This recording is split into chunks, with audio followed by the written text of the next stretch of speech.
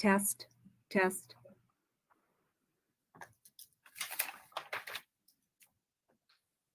Oh my gosh. Okay, we are live. My apologies. Okay. No problem. Thank you. And thank you to our colleagues and the public for your patience. We will next week go live early to make sure that we have the kinks worked out so that we're ready to go and respect everybody's time. But welcome. I hope everybody had a nice and really rewarding Memorial Day weekend. And I want to give just a special thanks to everybody who makes an effort to enhance, protect our democracy, our democratic freedoms. It's everybody really who's participating, on this call in whatever capacities. So none of us take it for granted. It's a deep privilege to be helping to protect, our democratic freedoms here. With that, we'll call the meeting to order. Agenda item number 1, call to order and roll call. Call 1A, call for quorum. It is 8:08 a.m. on Tuesday, June 1st, 2021. I call this meeting of the Independent Redistricting Commission to order. For the record, the Executive Assistant, Valerie Newman, will be taking roll. When your name is called, please indicate you are present. If you're unable to respond verbally, we ask that you please type your name. Val. Vice Chair Watchman. Present. Commissioner Lerner. Present. Commissioner Neal. Present. Commissioner York. Present. Chairperson Newberg. Present. And for the record, we also have in attendance Executive Director Brian Schmidt.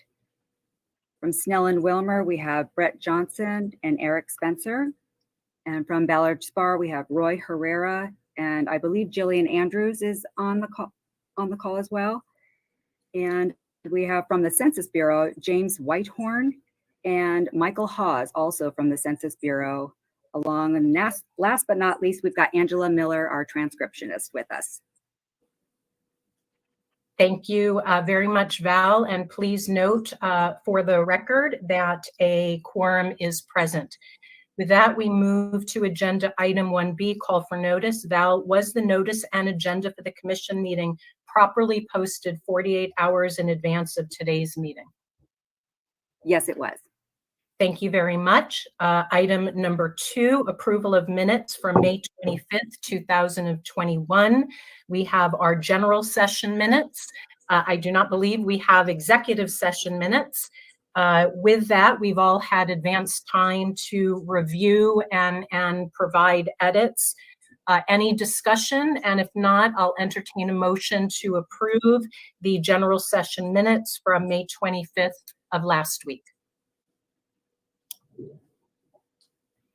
This is Commissioner Lerner. I move to approve the minutes from May 25th, 2021. Commissioner Neal seconds. Any further discussion? Vice Chair Watchman. Aye. Commissioner Meal. Aye. Commissioner Lerner. Aye. Commissioner York. Aye. Commissioner Newberg is an aye, and with 5-0 vote, the minutes of last week, May 25th, are approved. Thank you again, Val, for your diligence in writing, I think, really great, fantastic minutes. Item number 3, opportunity for public comments. Public comment will open for a minimum of 30 minutes and remain open until the adjournment of the meeting. Comments will only be accepted electronically in writing on the link provided in the note.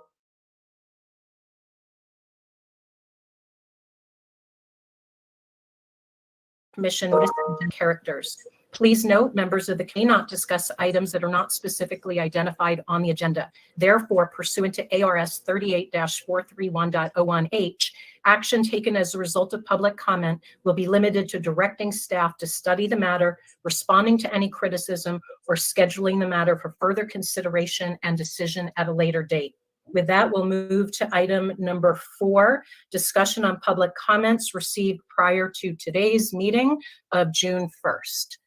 I open it up to my fellow commissioners.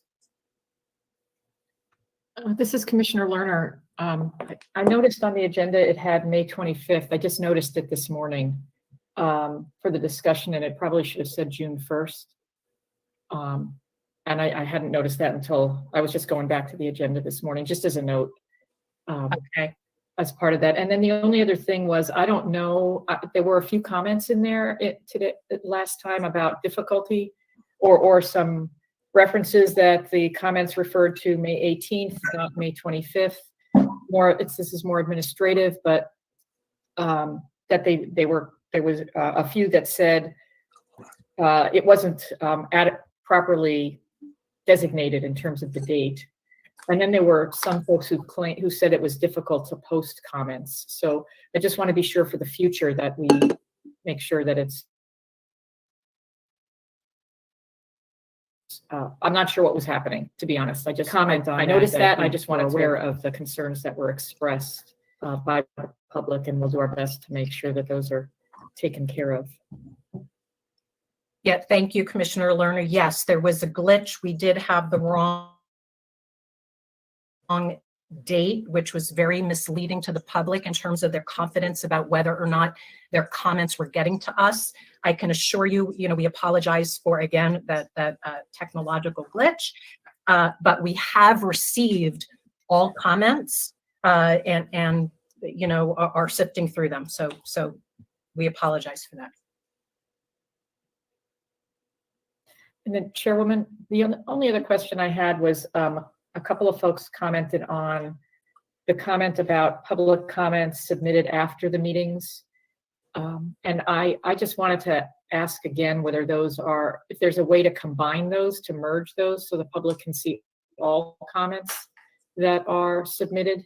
I know that right now, I don't know that we can do it right away. Again, until I think we get our technology folks in, we may need to continue with some of these things until we have IT that can help us. But I wonder whether or not there's a way for us to merge the public comments that come after our meeting closes with the ones that come during the meeting closes. Many of them are very similar in what they're saying, and I'm not sure that they need to be separate other than the timing is separate in terms of when people submit. Commissioner Lerner, I don't think it's as much of a knowledge issue as a conceptual one in which up to now, we have viewed the ways to communicate us a little differently. The public comments, during the public session, mirroring what would happen if people came to testify, if we were all, getting together. And that is openly, transparent from, live public and then posted. The contact us is a way for people to communicate more targeted, specific comments. I'd say it gives a sense of more privacy. I say a sense because we all know that due to public records requirements, they are open to public records. And yes, we are a visible commission, and we will probably regularly get requests to release those comments, and we do. So I'm open, to the broader commission's views on it, legal counsel's views of, whether or not it makes sense to even differentiate them. At minimum, we need a disclaimer on our website, and everybody should be aware that even when you do submit comments to us privately, they all are subject to public record, requests, and so nothing truly is private.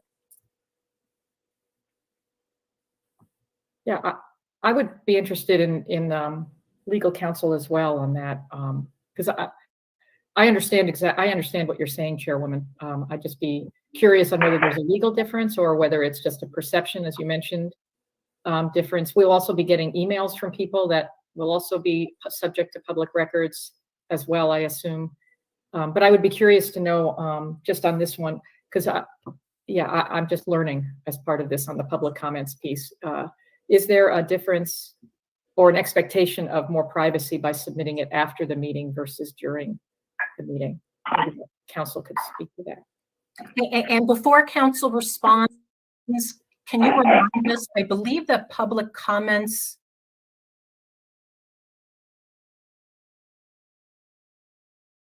are in. Thank you, Commissioner Lerner and Madam Chairwoman. It's our view that there wouldn't be a legal distinction from the public records perspective on whether the comment was received during the meeting versus before the meeting.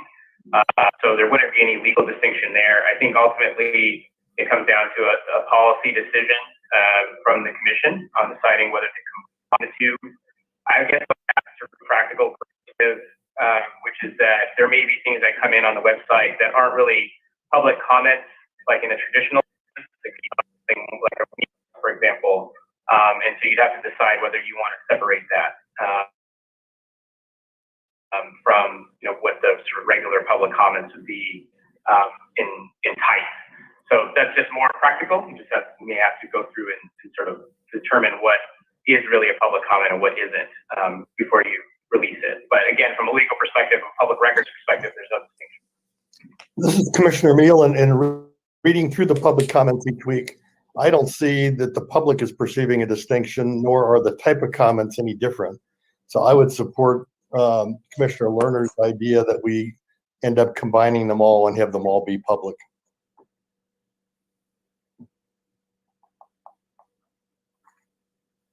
Unless there's any disagreement, I'm amenable to that. Yeah, I support that. This is Vice Chair Watchman. Okay, I believe we can entertain a motion to move that we, yes, Council, we can move forward with action within this agenda item or not? Yeah, we're going to have to, it's not on the agenda, so we need to agendize it. But real, Okay. Brett, this is Brett, real quick. I consider this an administrative action by Chairwoman Newberg just gave the okay when the public comments come out on a weekly basis as they're distributed to the commissioners. They can just be made public on the website there. I don't think we need to vote on this. Okay. All right. Excellent. Thank you. Excellent conversation. Anything else with regard to public comments from my colleagues?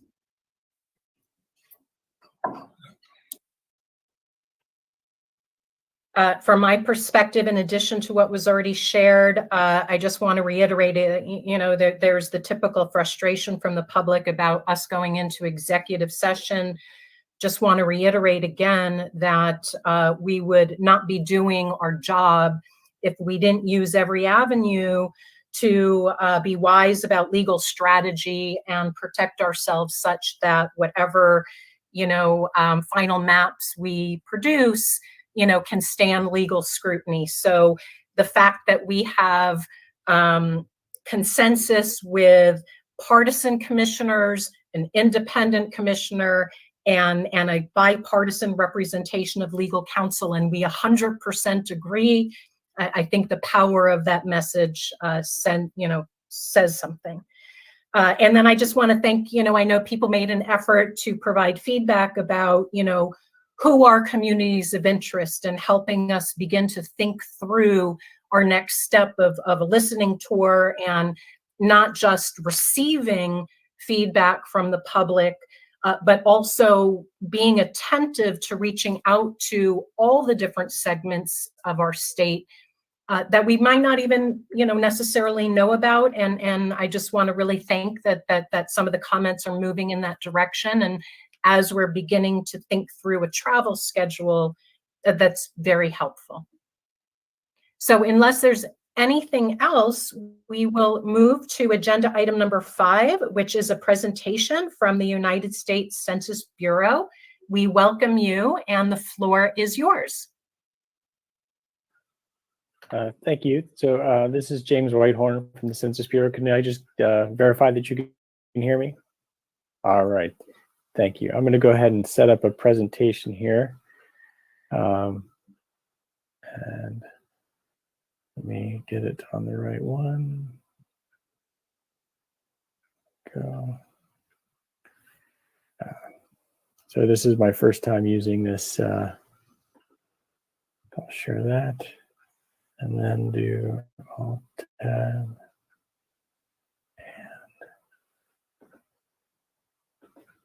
There we go. That should look right.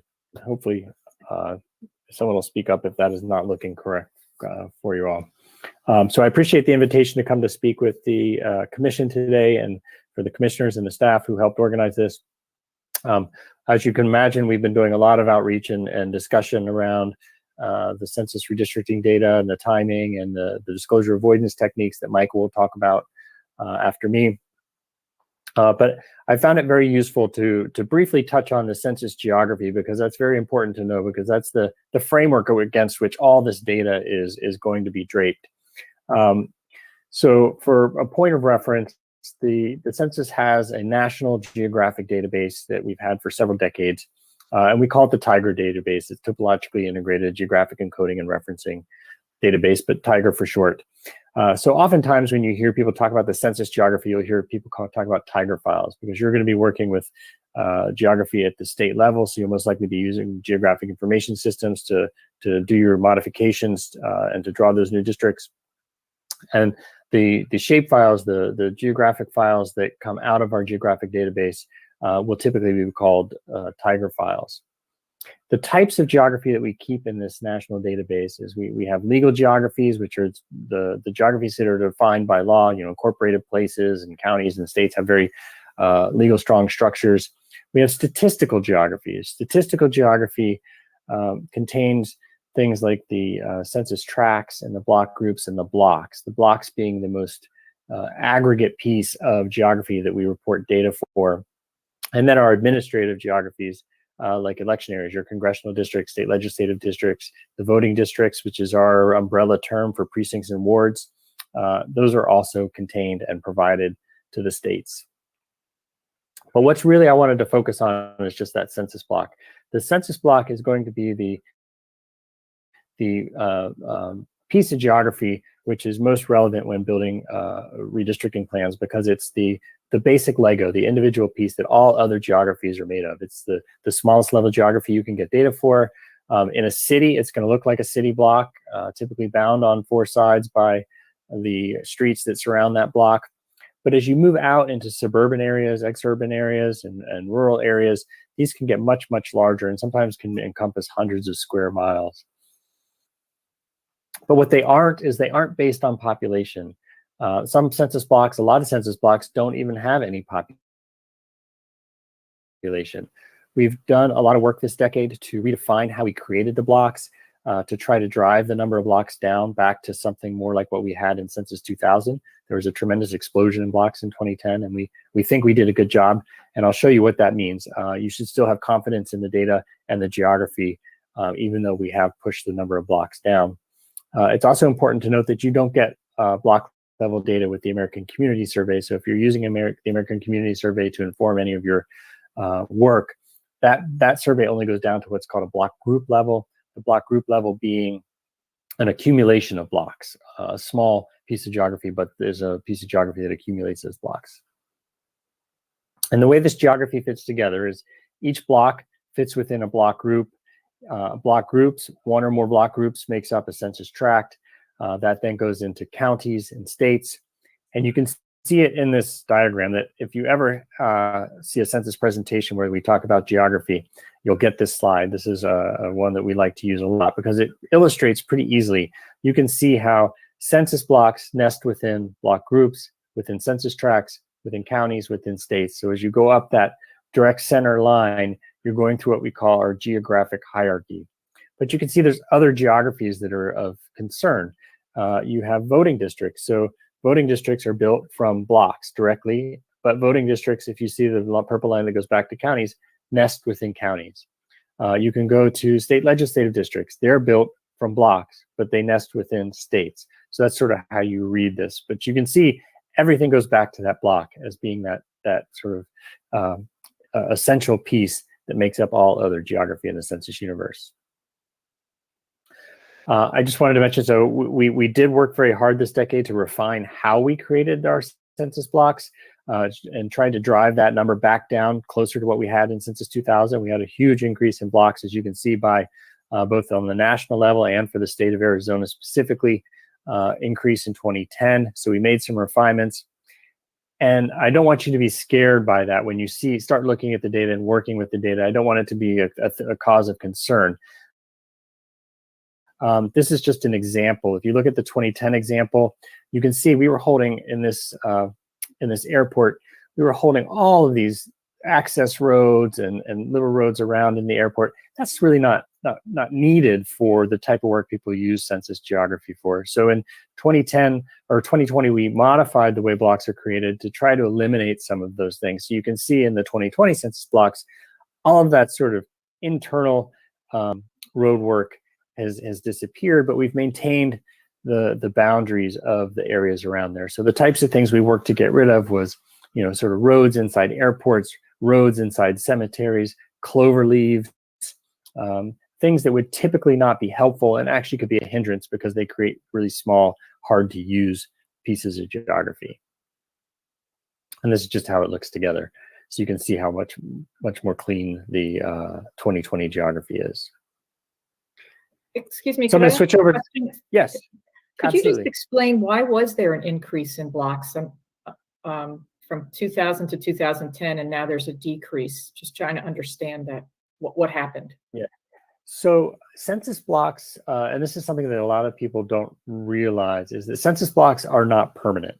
So even though especially when you're looking in an urban area, you'll typically have the same block structure because it's densely populated and there's nice, streets that bound all the city blocks. But the reality is that the census blocks are thrown away each decade and completely regenerated.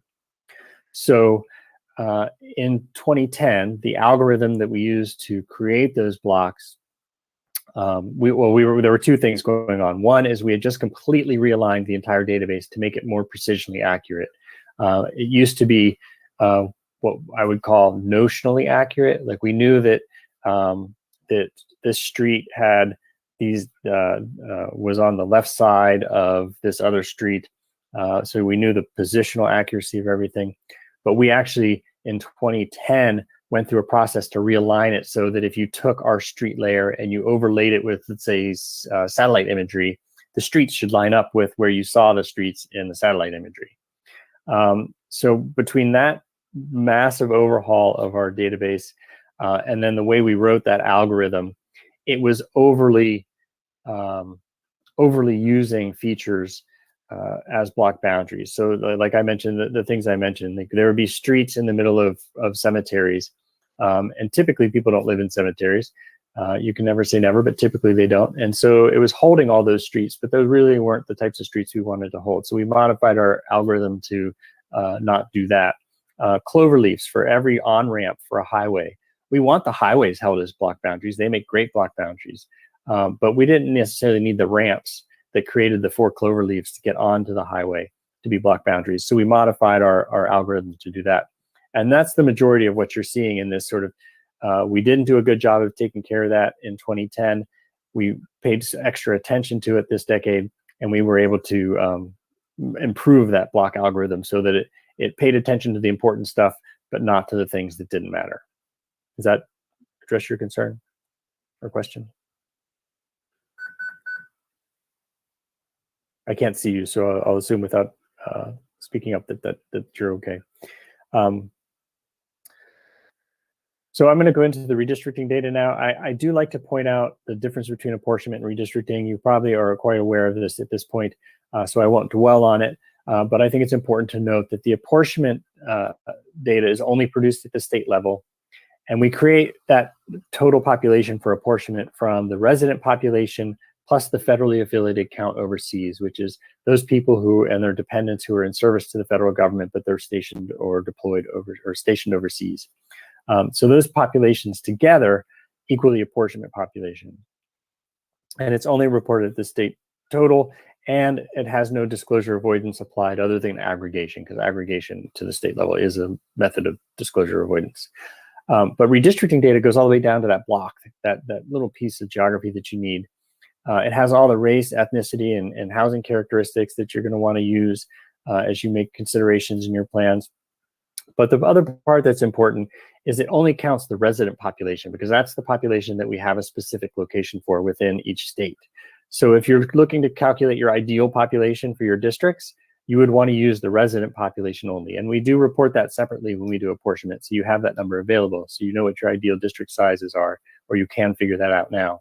But it's just important that you know that distinction. And then Michael will talk about our disclosure avoidance technique, which is the top-down algorithm, which uses differential privacy to help protect the data. And then the other reason I wanted to show this slide is we now have this dual delivery, this dual time frame delivery for the data. We're trying to make sure that we're getting what we can out as quickly as we can. And we, in looking at our schedules, realized we could put out this legacy format file by August 16th of 2021, and I'll talk about that more in a minute. And the DVDs and flash drives and our data.census.gov platform will still be available in September, which we had previously announced. So just a brief overview of the program itself. The Redistricting Data program at the Census Bureau is in place because of Public Law 94-171. The law just has three main actions that the Census Bureau is required to take. One is an umbrella requirement that we run the program in a nonpartisan manner. And we do that by reaching out to the legislature in every state, the minority and majority parties, both chambers, and we get them to assign a person or people who can act as nonpartisan liaisons to the program. And then for the rest of the decade, we work with that person, or if they're in position changes, we work with the person who's in the position which was identified. Michael Braun, the executive director of the Legislative Council, was our liaison for Arizona. And we use that person so that we can have that nonpartisan contact with the state. The next part is we have to allow the state to identify the small area geography that it needs to be able to conduct legislative redistricting. That's typically been those blocks. So we have a program where the state can influence the blocks. And then the voting districts, the precincts and wards. Voting districts is our umbrella term for precincts and wards to accommodate all of those. And then we also do collect the legislative and congressional districts. That's so we can keep out current statistics for those new boundaries. But so that's one of the main parts of the project. And then the second part is to get the data out within a timely manner, which is supposed to be no later than 1 year from Census Day. As we all know, that's been delayed. And we're going to talk about that some more too here, about the difference in those deliveries. The program is conducted through this 5-phase program. I'm not going to dwell on that, but if you have any questions about the program itself, I'm more than happy to address those as well. We have already started to provide some of the products from the official products for the 2020 census in the form of the geographic support products. We provided the shape files, the reference maps, the block assignment files, name lookup tables, and the block-to-block relationship files back in January and February of this year. This provides the geographic framework, which you can use once you receive the actual counts. The shape files being for geographic information systems, the reference maps or PDF maps that can be printed out on plotters that people can work with. Has county block maps, which are important. Some small jurisdictions can actually use those county block maps to do their redistricting in an old pen and paper fashion by just taking the counts and that map and working with it that way. And then just some other support materials with those block assignment files and block-to-block relationship files. As far as the count data that you can expect, if you have worked with the census data before, this should look very familiar. The first 5 tables are exactly the same as what we produced in 2010. It's the race table, Hispanic or Latino and not Hispanic or Latino by race for the first 2 tables, then a voting age version of both of those tables. Then we have a occupancy status housing unit count table, which identifies how many housing units and then whether they were occupied or vacant. And then we have a new table this decade. There's been a lot of states who have moved towards, and for the most part around prisoners, where they are going to take where census counts prisoners and they're going to reallocate them to a previously known address before they conduct their redistricting. So we've got this table in here. It's a group quarters population by group quarters type. For the 7 major group quarters types, which are things like adult correctional facilities, juvenile facilities, nursing homes, military quarters. And it's just total population for this. It doesn't have demographic breakdown, but it will allow, it's a tool to allow those states who have that state statutory requirement to help them do their work. All of these tables that you see here are available at the census block level. To give you a peek under the hood, when you open up these tables, what will you find inside? So the census allows a respondent to pick one or more of 6 races. So they're the white alone, the Black or African American alone, American Indian, Alaska Native alone, Asian alone, Native Hawaiian and other Pacific Islander alone, or some other race alone. So when you open the table, we report this data back to you in the redistricting data set exactly as it was reported to us. So if I go in and I select white alone for myself, I would show up where you see the population of one race, white alone. If I had picked 2 races, let's say white and American Indian, Alaska Native, I would have shown up in the white American Indian, Alaska Native, and in the 2 or more races summary category. And we go through that until we get all the way to where someone selected all 6 categories. So we just report it as the respondent has reported it. We do the same thing for the population 18 and over, but what we do is we swap in, instead of doing the total population as the universe, we swap in only the population that's 18 years and over. So that ends up with the same structure, but just you're only measuring the people who are 18 and over. Very similar structure for the Hispanic or Latino and not Hispanic or Latino versions of these tables. The difference being Hispanic or Latino is an ethnicity. And so anyone who says that they are Hispanic or Latino in these tables goes into that Hispanic or Latino category.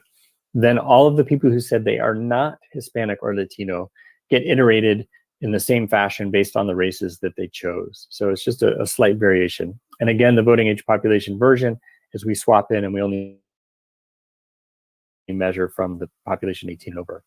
The housing and the group quarters tables are actually much simpler. The housing table is just total housing units, and then broken down by whether they're occupied or vacant. And then the group quarters population for total population, and then broken down by the categories you see on the screen there, the ones that I mentioned previously.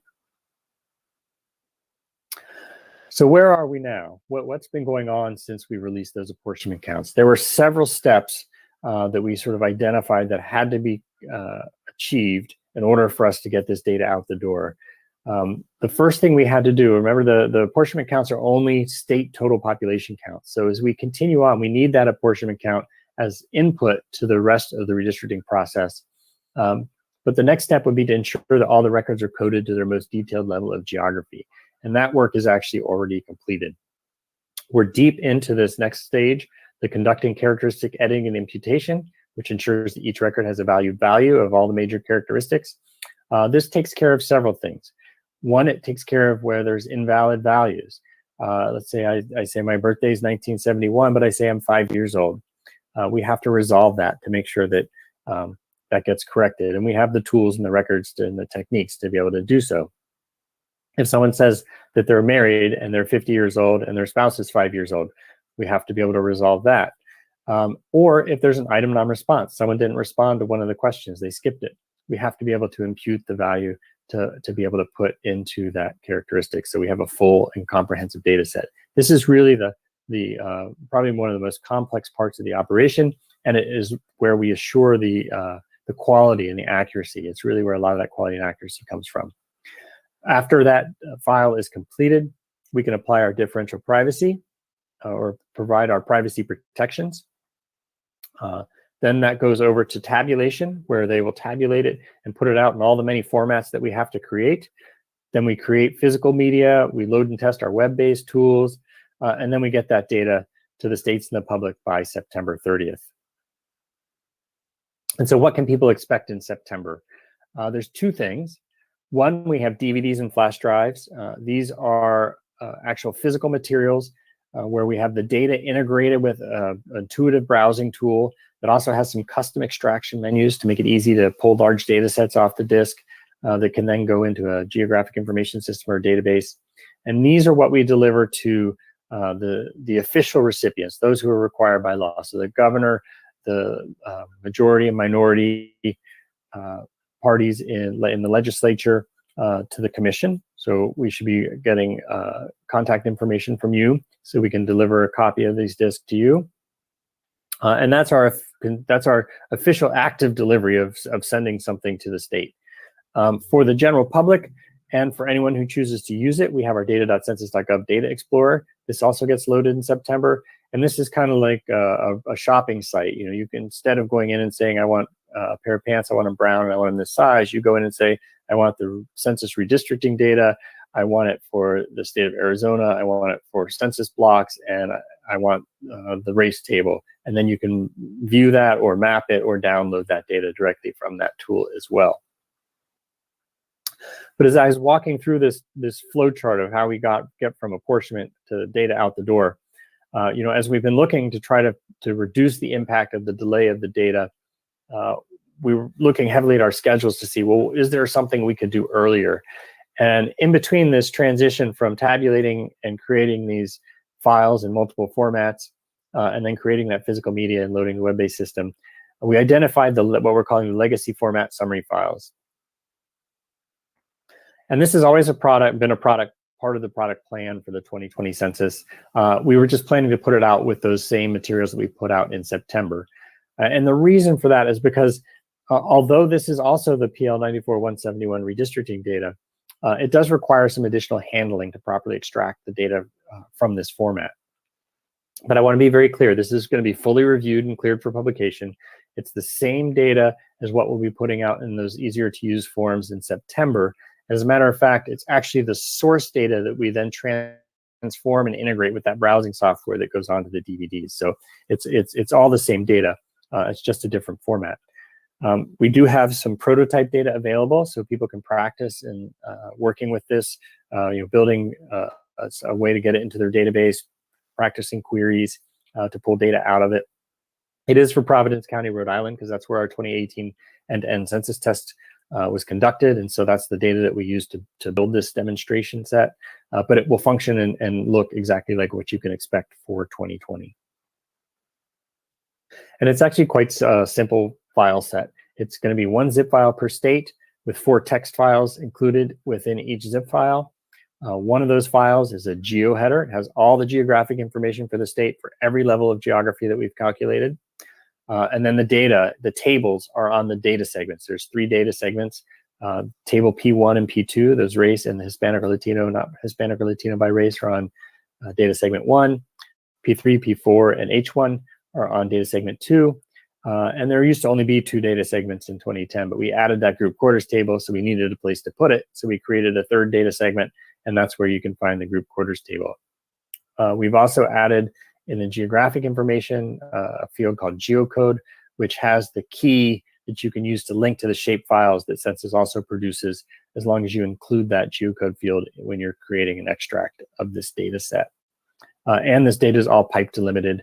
We used to have a mix of formats in 2010. We've tried to simplify that by just making it pipe delimited to make it easier to work with. And to try to sort of remove the mystery around when we say additional handling is required, I'm just going to step through 4 slides here to just give you a general idea of what we mean.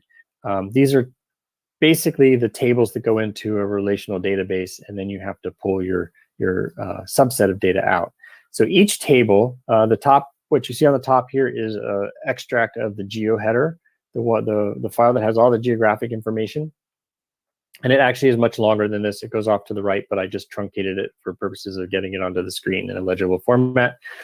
Down below is data segment 1. Again, it goes much farther to the right, but I truncated it to fit it on the screen.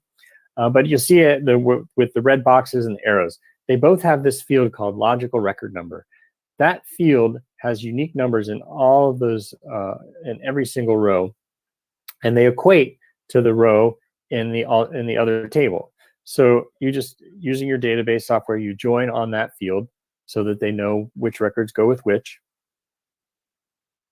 And then you can ask yourself something. As long as you have those fields connected, you can start asking questions. This is that Rhode Island data I said. So my question is, I want total population for my township in Rhode Island. So I go to the technical documentation, which is already published on the web, and I say, what's the geographic code, which in census language is summary level, for the townships? And that's 060. And then I say, well, what field will give me total population? So I look in data segment 1, field P0010001, it's total population. So then I create a query against the database that says, give me all the records where that summary level, SumLev, being this field abbreviation, is equal to 060.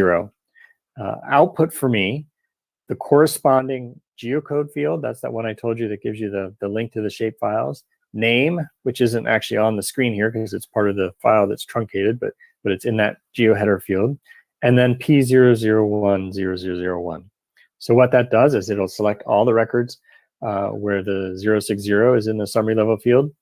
And that will then translate both to all the fields in the geoheader that equate to that record, and it will look for the equivalent record in the other table and pull it together so you get a table like what you're used to seeing. So it is a little cumbersome. It's not particularly difficult once you get things set up. And we are trying our best to support this. We've consulted with the major software vendors. We've talked to ESRI, we've talked to Citygate GIS, we've talked to Caliper Corporation, we've talked to Election Data Services, to Poly Data. We've talked to the staff at the National Conference of State Legislators Redistricting and Elections Committee.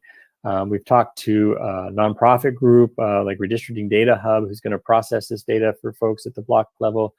We've talked to individual states to make sure that they all understand this format that's coming in August and that they feel comfortable using it. And to date, we have not run into anyone who said they think they'll have any trouble. They're very familiar. This has been around for a while. We've produced data in this format for at least the last 2 censuses. So people seem to be confident they will be able to start working with this data when it comes out in August. We've already published the technical documentation to help people work with it. We have that prototype data so people can practice with it. Those 4 text files they just have the information. They don't have the field names in there. So we created a header file that has the field names in there. So if you're trying to build your own database, you can just grab that Excel file and use the header files out of there to start.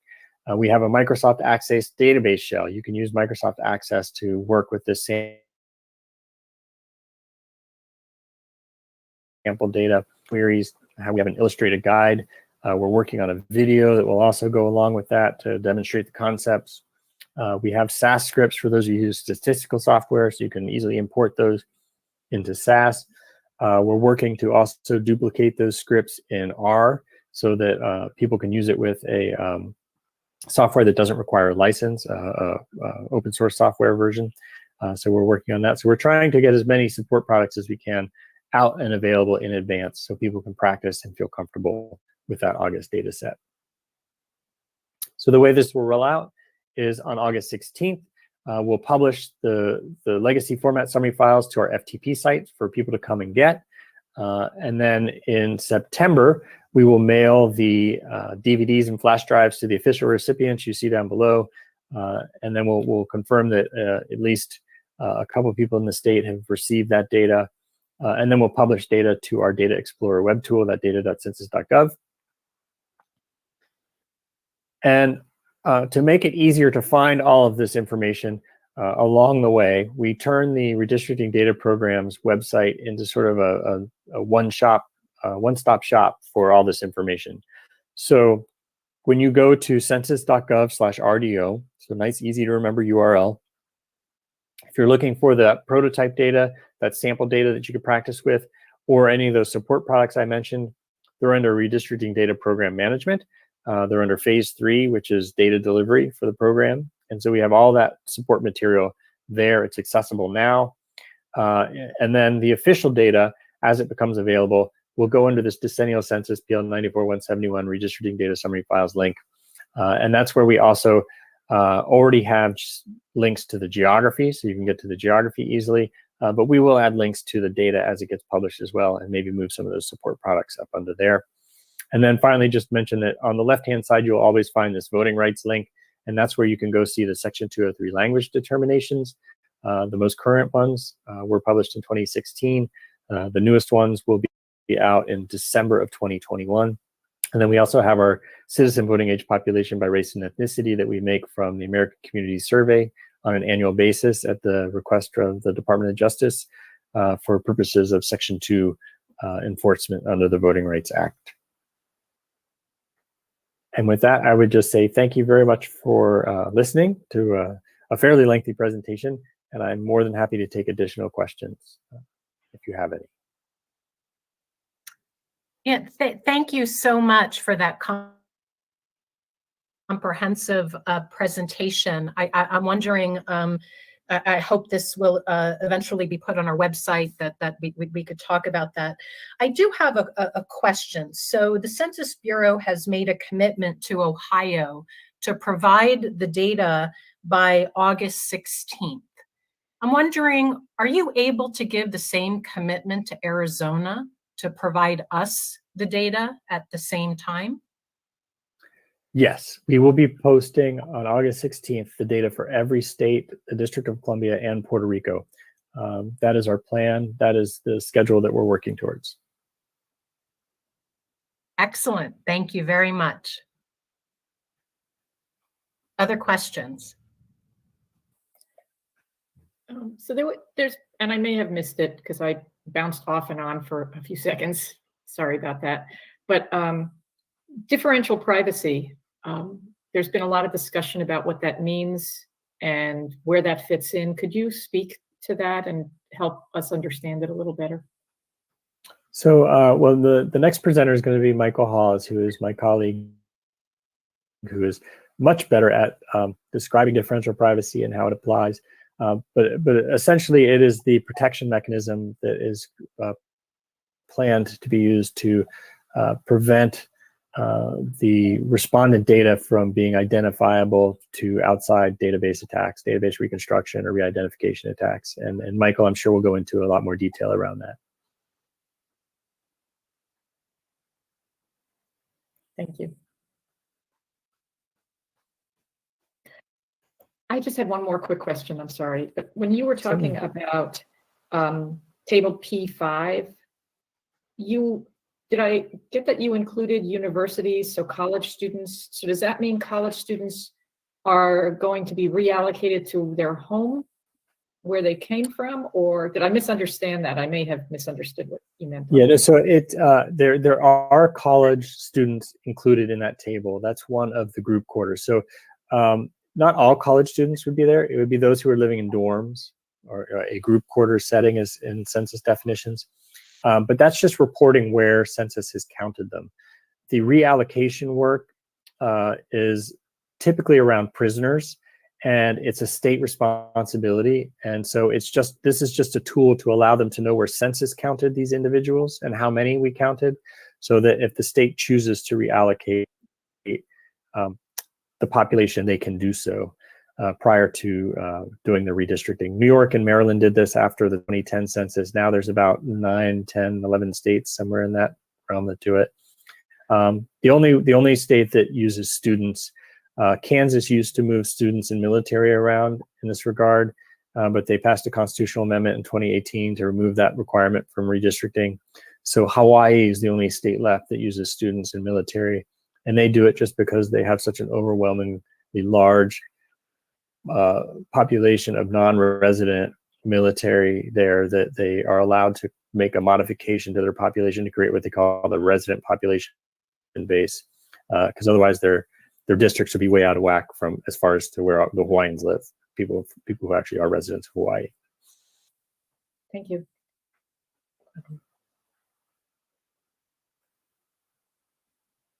If there are no other questions, please move forward. Well, I want to say thank you very quickly. I do have to drop off the call, and so if there are other questions for me, please feel free to email me directly. I will make sure you guys have this slide deck, and my email address is in that slide deck. And I apologize. I usually like to stick around for the whole thing. Just an unfortunate set of circumstances at the moment that I do have to drop off. So thank you very much. Thank you for joining us. We appreciate it. All right, so good morning, everyone. My name is Michael Hawes. I'm Senior Advisor for Data Access and Privacy at the Census Bureau. And as my colleague James Whitehorn mentioned, I'll be discussing with you the Census Bureau's modernization of our privacy protections. And let me just share my presentation here.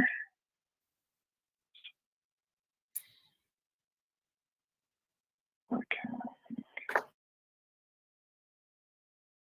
Open. All right, and can somebody just confirm that they can see my slides?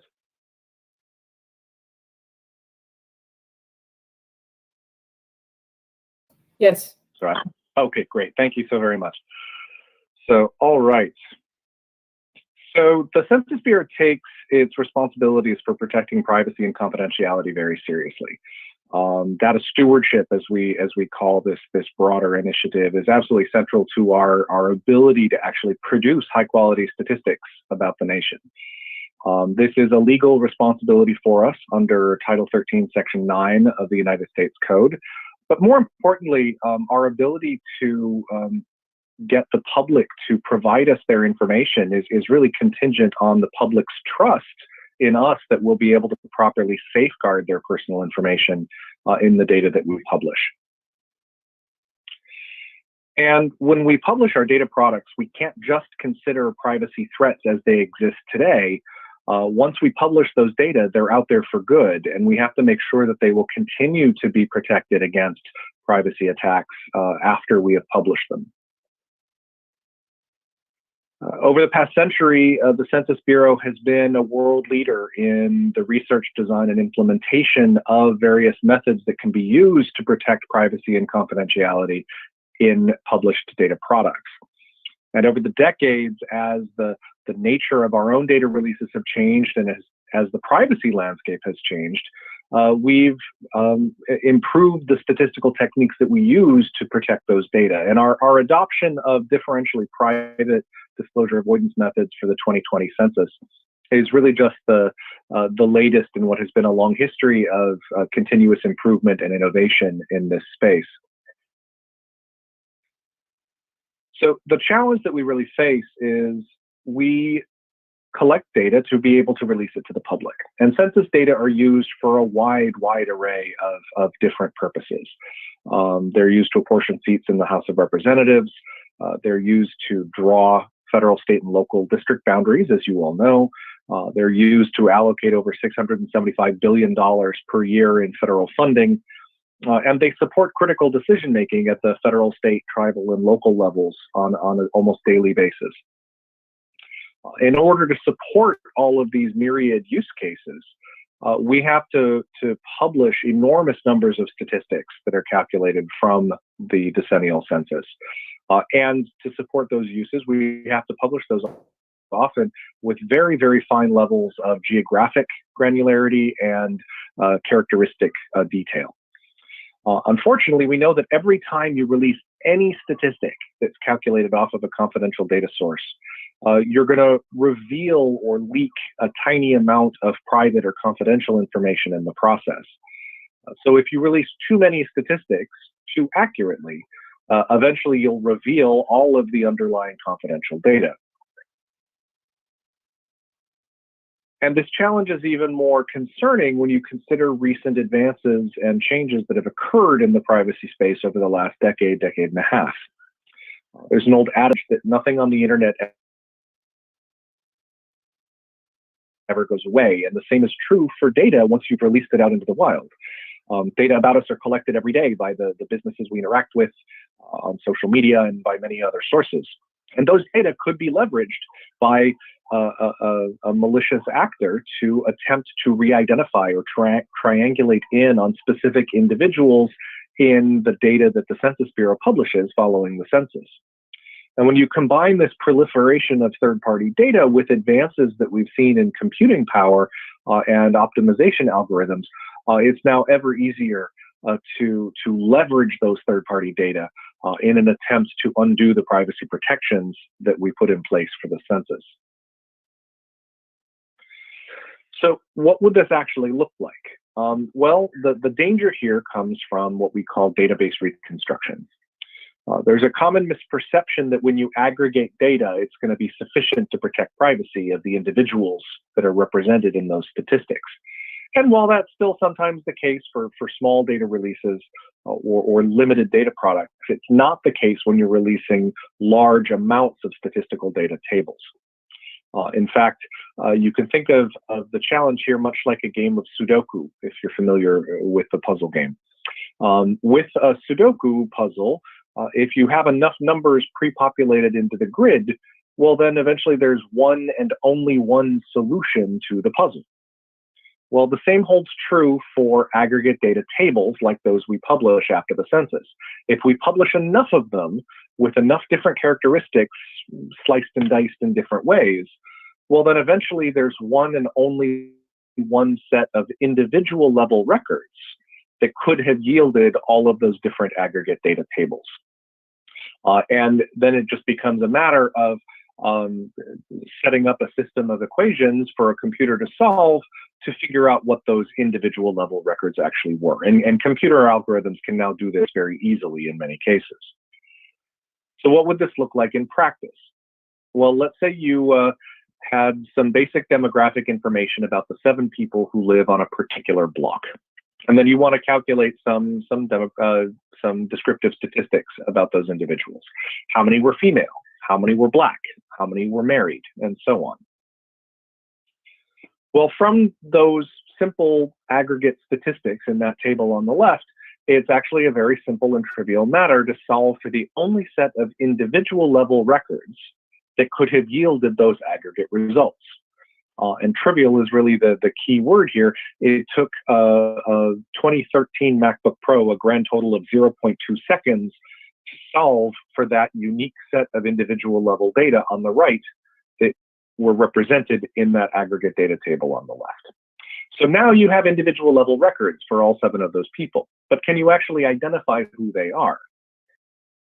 Well, that's also a very simple exercise. You can, while the reconstructed individual level records that you extracted from those data tables didn't have any individuals' names on them, they did have some characteristics about those individuals that could be linked or used to link to some external file, say, for example, voter registration lists, that do have names on them. In this case, age and sex of those individuals at the block level would be sufficient to link to that third-party data source. And now you've just figured out those names for those individuals, and you now know Jane, Joe, and John's race and relationship status. Well, so with this kind of attack in mind, and with the knowledge that every statistic you release leaks a tiny bit of confidential information, we wanted to see how protected the disclosure avoidance methods that we used for prior censuses are against these type of attacks. So to give you an idea, the 2010 census collected a handful of attributes about the approximately 309 million individuals in the US in 2010. That gave us about 1.9 billion confidential data points that we had to protect. But the 2010 census data products, that billion different individual statistics calculated from those 1.9 billion confidential data points. So the question is, are those 150 billion statistics enough to allow reconstruction and re-identification of individuals from the published data? Well, unfortunately, the answer that we found in our own internal simulations of this type of attack was it's absolutely enough. In fact, using just a small portion of the published 2010 data tables, we were able to accurately reconstruct individual level information and then link those to third-party commercially available data from the time period. And we were able to confirm that we had accurately re-identified 17% of the US population that was enumerated in the 2010 census, or 52 million people we had accurately re-identified. So this was absolutely an eye-opener for us, and it made us realize that the privacy protections that we'd used for the last few censuses were no longer going to be sufficient to protect those data against the rising threat from this proliferation of third-party data and from these more powerful computing algorithms that can leverage those data. So we realized that for the 2020 census, in order to meet our legal and ethical obligations to protect the privacy of our respondents and to protect the confidentiality of their data, we had to modernize our approach to privacy protection. So to understand kind of how this modernization works and what it means, it's helpful to understand a little bit about disclosure avoidance methods more generally. So at their core, disclosure avoidance methods try to make re-identification of individuals in published data more difficult by one or more of 3 kind of broad approaches. They either seek to reduce the precision of the data that you release. They seek to actually remove vulnerable records of vulnerable individuals from the data. or they seek to add uncertainty or noise into the data, all with an objective of making it more challenging for an attacker to actually be able to pick out any specific individual with any certainty. And commonly used traditional approaches to disclosure avoidance include things like suppression of entire tables of the data or cells in those tables, rounding values in the data you publish, recoding extreme values. So like instead of saying that there's X number of individuals who are 101, 102, or 103, you like recode all of the individuals at that part of the age distribution to like greater than 85. That would be an example of top coding. You can also sample from a larger population.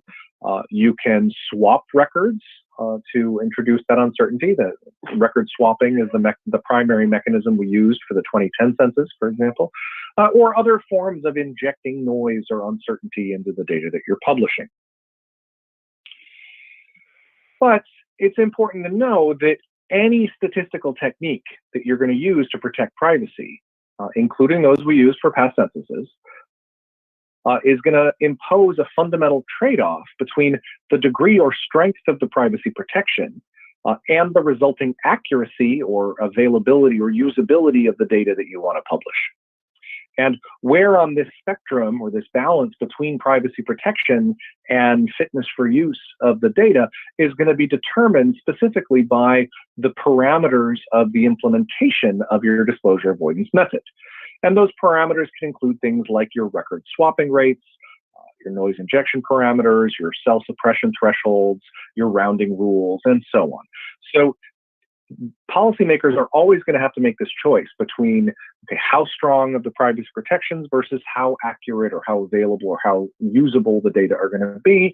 And they have to then operationalize those choices in the parameters of the disclosure avoidance system's implementation.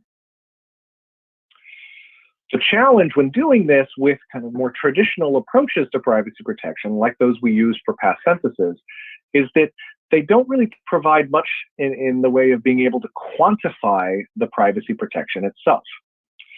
A lot of those decisions have often been very subjective in nature, kind of based on expert judgment of the statistical practitioners who are responsible for performing those privacy protections. And as the privacy landscape has changed over the decades, those practitioners of disclosure avoidance have had to adjust their implementation parameters to keep pace with those rising threats. But these traditional approaches, because they lack this ability to really quantify protection, have often largely been scattershot solutions that result in overprotecting some records, essentially reducing accuracy or usability in the process, while underprotecting the most vulnerable records in the data. So you get, again, this scattershot and uneven application of privacy protection across the board. Well, those limitations of traditional approaches to disclosure avoidance are what lead us to differential privacy.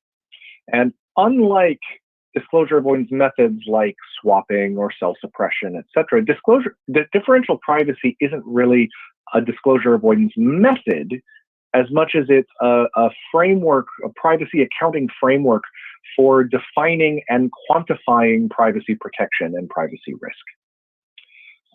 I mentioned before, every individual that's reflected in any particular statistic contributes towards that statistic's value. And every statistic that you publish is going to leak or reveal a small amount of private information about the individuals reflected in that statistic. Differential privacy, as this privacy risk accounting framework, allows us to assess each and every individual's contribution to each statistic that we want to publish. And by measuring that contribution, we can measure the privacy risk and thus limit how much information about those individuals will leak in the published statistics. So when you combine this differentially private accounting framework of privacy risk with a disclosure avoidance method like noise injection, differential privacy allows you to precisely control the amount of confidential information leakage that's going to occur in the statistics you publish. And one of the benefits about this is because it is quantified in ways that traditional approaches haven't been, you can have kind of infinitely tunable parameter settings or dials in your implementation to then very precisely set where you want to fall on that spectrum from perfect privacy at the one extreme to perfect accuracy at the other. Perhaps more importantly, and getting at the comment I made before about the need to be able to protect against privacy threats that might emerge tomorrow, next week, or next year, the privacy guarantees of this accounting framework afforded by differential privacy are both mathematically provable and they're future-proof. So we don't have to worry about what new third-party data might come into existence in a year, or how computers or their optimization algorithms might improve over time either.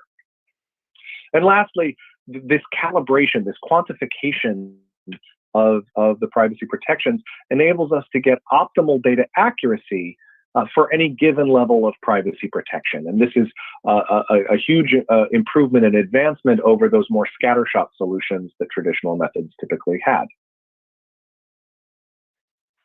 So the only way you can absolutely eliminate any risk of re-identification, the only way you can have like ironclad privacy guarantees in your published data would be to never publish any usable data at all.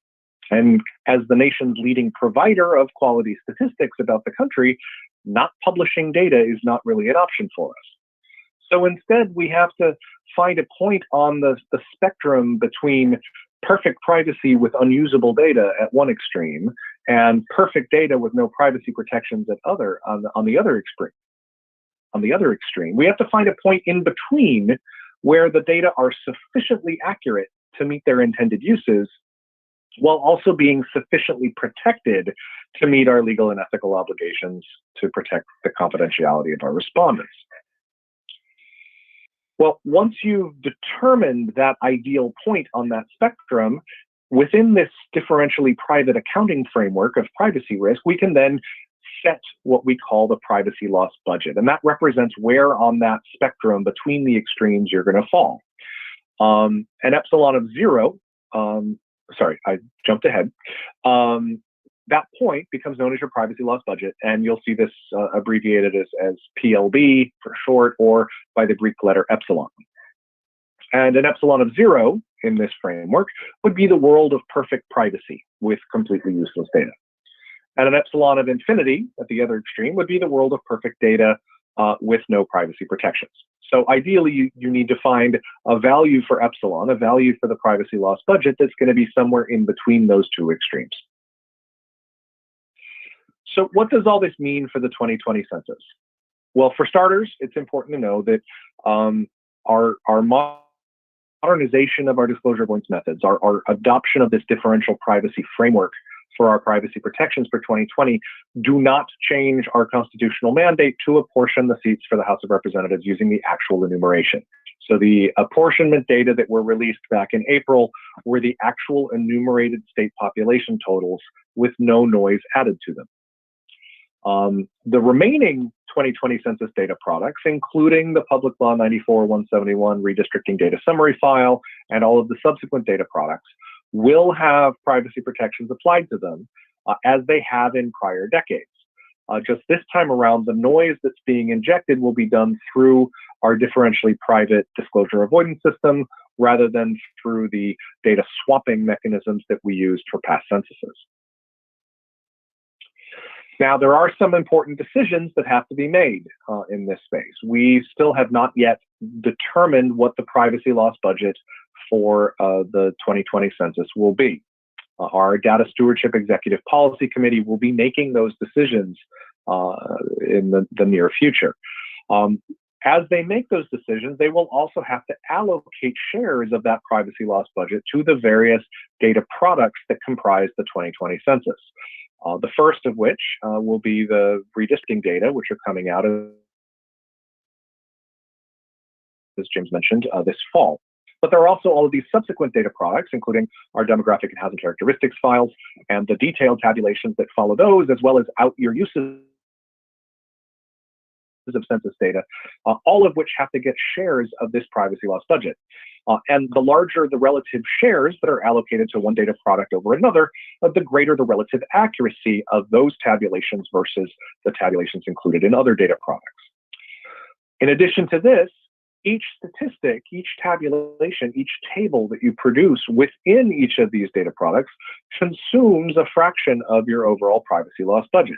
So how much of the privacy loss budget you allocate to particular tabulations or tables at particular levels of geography is also going to determine the relative accuracy of those tables over other tables that received a smaller share.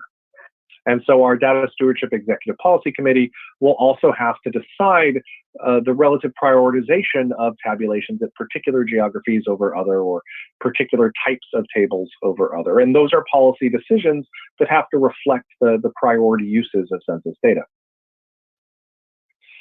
Now, what have we been doing for the last several months? So between December and March of this year, our disclosure avoidance system team were focusing on tuning our algorithms, tuning those dials that I mentioned before, to ensure fitness for use of the Public Law 94-171 redistricting data. And to do this, we conducted over 600 full-scale runs of our algorithm using the 2010 census data as its input. And our goal in doing this was to determine what those settings for the privacy loss budget should be. What should the overall share of the privacy loss budget allocated to the redistricting data product be? How should we allocate that privacy loss budget to the various tabulations, the various component tables of the redistricting data? And how much should be allocated for those tables at the state level versus the tract level versus the block level? And so through this, we were empirically assessing the impact of different combinations of those settings, different combinations of those dial parameters, and then working closely with subject matter experts in our demographic and decennial directorates to evaluate the resulting fitness for use of those data against the redistricting use cases, Voting Rights Act administration and enforcement, and other priority uses of the redistricting data product. But we also wanted to rely on external feedback in this evaluation as well. So since October of 2019, we've been periodically releasing demonstration data products where we've run 2010 census data through various iterations of our top-down algorithm in our disclosure avoidance system to enable our external data users to evaluate the resulting fitness for use and to provide feedback to help us better improve the design of the algorithms and the setting of those parameters. Now, the first 4 of those sets of demonstration data that we released in October of 2019 and then May, September, November of 2020 used what we are calling a conservative global privacy loss budget. Tuned to the privacy side of the spectrum rather than the accuracy side. And we kept that privacy loss budget constant across those 4 demonstration data releases to enable our data users to assess and evaluate algorithmic improvements that we were making to the design of the system. But the actual 2020 census data products are not going to be held to that fixed, conservative, more privacy end of the spectrum privacy loss budget. On April 28th of this year, we released a 5th set of demonstration data using a higher global privacy loss budget, an epsilon of 12.2, compared to an epsilon of 4.5 that we used for those earlier demonstration products. And we believe this higher level of the privacy loss budget more closely approximates the level that will actually be used for the 2020 census redistricting data. As I said, in the coming days and weeks, we'll be making final decisions on the parameters to be used for the production run of the redistricting data. Once those decisions have been made, and once we have run the production versions of the 2020 redistricting data product, we'll then release a final set of demonstration data using the 2010 census, run through the algorithm with all the same parameters and settings that were used for the actual 2020 redistricting product. And we'll release that final set of demonstration data in September of this year to allow data users to evaluate the anticipated accuracy and fitness for use of the actual redistricting data that are coming out. If you want to learn more about what we're doing with the modernization of our privacy protections and the development of the disclosure avoidance system, you can subscribe to our newsletter. We issue new updates a couple times a week, or well, approximately. These days it's about a couple times a week. In slower periods, it's about every week, every other week. But you can sign up for our newsletter just by going to census.gov and searching for disclosure avoidance. Or you can also find a whole wealth of information on our disclosure avoidance system modernization and the development of the DAS on our website. Again, go to census.gov and search disclosure avoidance. We've got videos and fact sheets, frequently asked questions, and a whole lot of other really useful resources there. And with that, I'm going to stop sharing so that I can see if hands get raised, and I'd be happy to answer any questions you might have. Thank you, Michael, for that very substantive presentation. It's a complicated topic, and you did an excellent job with trying to, put it into language that we can all understand. I have a two-part question before I turn it over to my colleagues. My first question has to do with how differential privacy affects different states differently. Particularly that there's a greater threat of introducing the noise into states that have rural areas, and particularly, I would say, our tribal communities, which are unique areas. So, number one, can you speak to how the differential privacy affects Arizona in particular? And with that, and this is, a little bit of a provocative question, if the data is going to be so noisy, particularly for a state like Arizona, why should we wait for the data and not rely on other types of survey data and other sources of information? Okay, so two parts to your question there. To the first part about is differential privacy in our disclosure avoidance system going to impact states differently? The most important thing to recognize, as I mentioned during the presentation, is the overall level of accuracy in terms of absolute accuracy of the data is determined specifically by the privacy loss budget and how it's allocated. And it's important to know that the way the top-down algorithm, which is central to our disclosure avoidance system, works, is the same amount of privacy loss budget is allocated to all geographic units at the same level of the geographic hierarchy. So all states receive the same share of privacy loss budget. All counties receive the same share. All block groups or blocks receive the same share. So in terms of absolute accuracy of the data, there's not going to be differential impact on accuracy from state to state or from block to block. Now that's kind of in terms of the overall absolute accuracy of those. Now where you may see you may observe some differences is the system is designed to provide you more and more reliable, more and more accurate answers as you are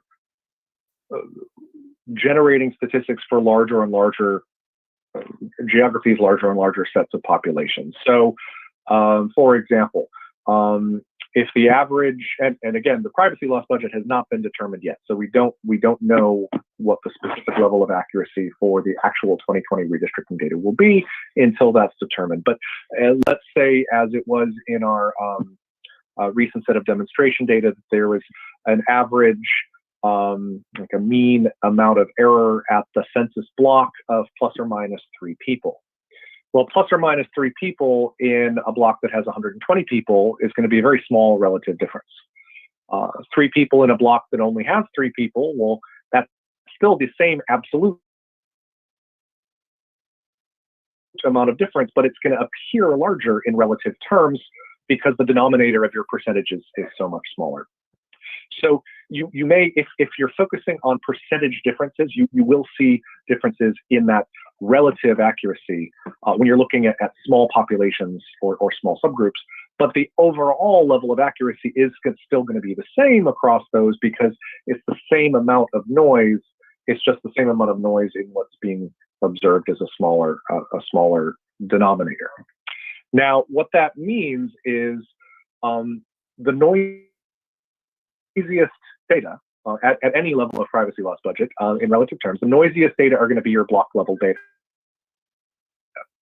But I mean, we recognize the importance of block level. The system is designed such that even though those fundamental pixels, the blocks that you're using to build your maps, are going to be noisier geographies, as you aggregate those blocks together, as you add them together, the noise cancels out. So as you build larger and larger geographies from those individual pixels, you'll be getting more accurate results for those larger constructs, those districts that you're constructing. And in fact, we specifically tuned our algorithm to ensure that this was the case. I was talking about those 600 plus experiments that we were running. We were specifically tuning the minimum amount of privacy loss budget that would be necessary for that to redistricting use cases for arbitrarily constructed off the geographic hierarchy entities, to ensure that we were going to be getting statistically reliable results from those noisy pixels being aggregated into larger pictures.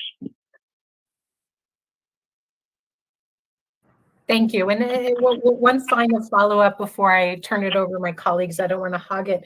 Would you say that this differential privacy and the noise will affect more the legislative districts, those small areas in which you say even 3 households could potentially even make a difference?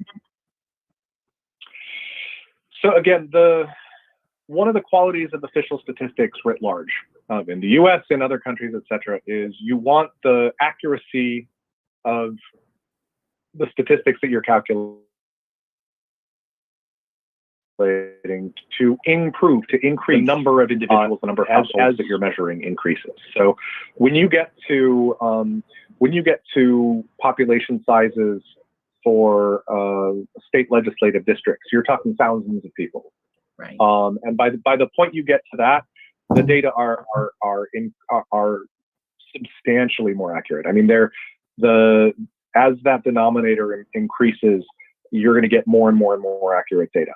The tuning that we were doing was specifically to much smaller districts, because that was where there was a lot of concern about what would the impact on very small voting districts be. So we were tuning to ensure minimum degrees of accuracy for districts as small as 500 to 549 people. But when you get into districts with thousands of people in them, the impact of the noise is really going to be negligible. Thank you. Other questions?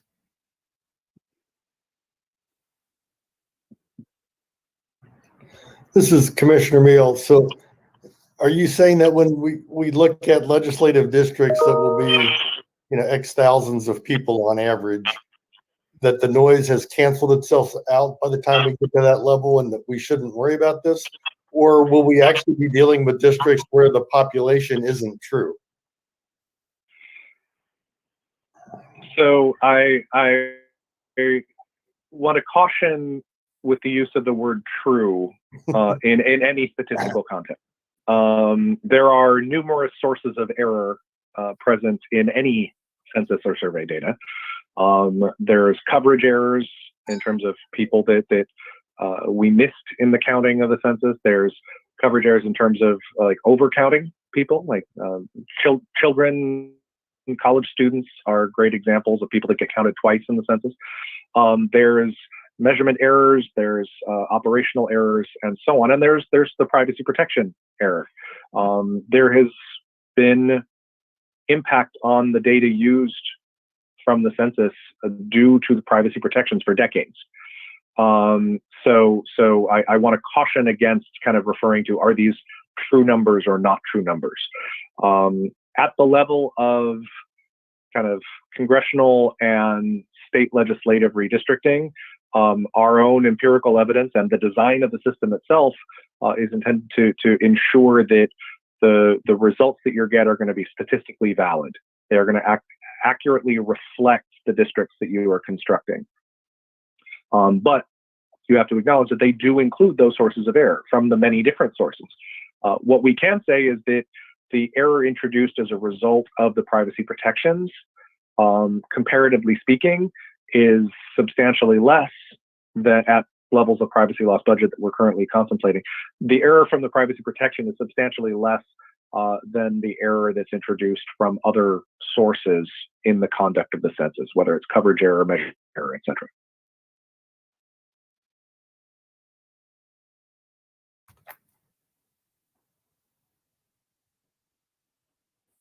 Please. This is Commissioner Lerner. So you've been saying you've been releasing the data out for people to look at. So who are the folks that are doing some of these evaluations that are they giving back feedback saying this seems to be, too high, too low? Who's actually been doing these kinds of analyses?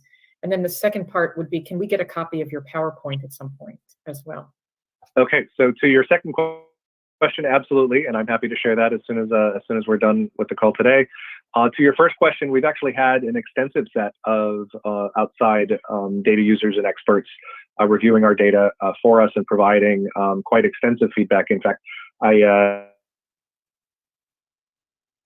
as I was waiting for my chance to present, I was going through my morning email, and we got 22 sets of evaluations that came in today from outside data users. Who they are largely, we have gotten feedback from a number of state demographers, from redistricting experts, from academics. We've gotten feedback from other government agencies. It's really a diverse set of data users. Plus, we've been working very closely with our advisory committees, our federal advisory committees, and the National Academy of Sciences. So yeah, a wide array of sources reflecting kind of the priority users of census data in terms of redistricting use cases, state demography, city planning, academic uses, and many, many more. And just as a follow-up then, so you're then evaluating the responses as you're considering what the next step would be. Is that correct? Exactly. So the next step of the process is going to be, in fact, early this month, is going to be setting the privacy loss budget and allocating it for the production run of the redistricting data. And so right now we're evaluating the feedback that we got on the demonstration data product that we released in April to inform that privacy loss budget decision making. Again, trying to find that optimal balance between privacy protection on the one hand and releasing quality statistics that are fit for use on the other. Thank you. I have another question. So we were so appreciative of your colleague earlier assuring Arizona that we'll receive the data the same time that Ohio is going to receive the census data. But can you help us understand what difference is there between the data that will be released on August 16th versus the data that will subsequently be released in September? And is the difference in the quality or substance of that data relevant to us doing our job? So if my colleague James Whitehorn were still here, he would be the first to reassure you that the data being released in August and the data being released in September are the exact same data. They are the official 2020 redistricting data product. What is going to differ between them is the format in which they're being released and the kind of user friendliness of the tools that are being provided with them. So the August 16th release is in what's being called the legacy formats. Those are a little bit harder to work with. You need to have a little bit more understanding of the file structures, et cetera, in order to kind of parse through them. The release in September is going to have kind of all the bells and whistles to make it easy to extract the specific information you're looking for. But it's going to be the same data. Excellent. Thank you.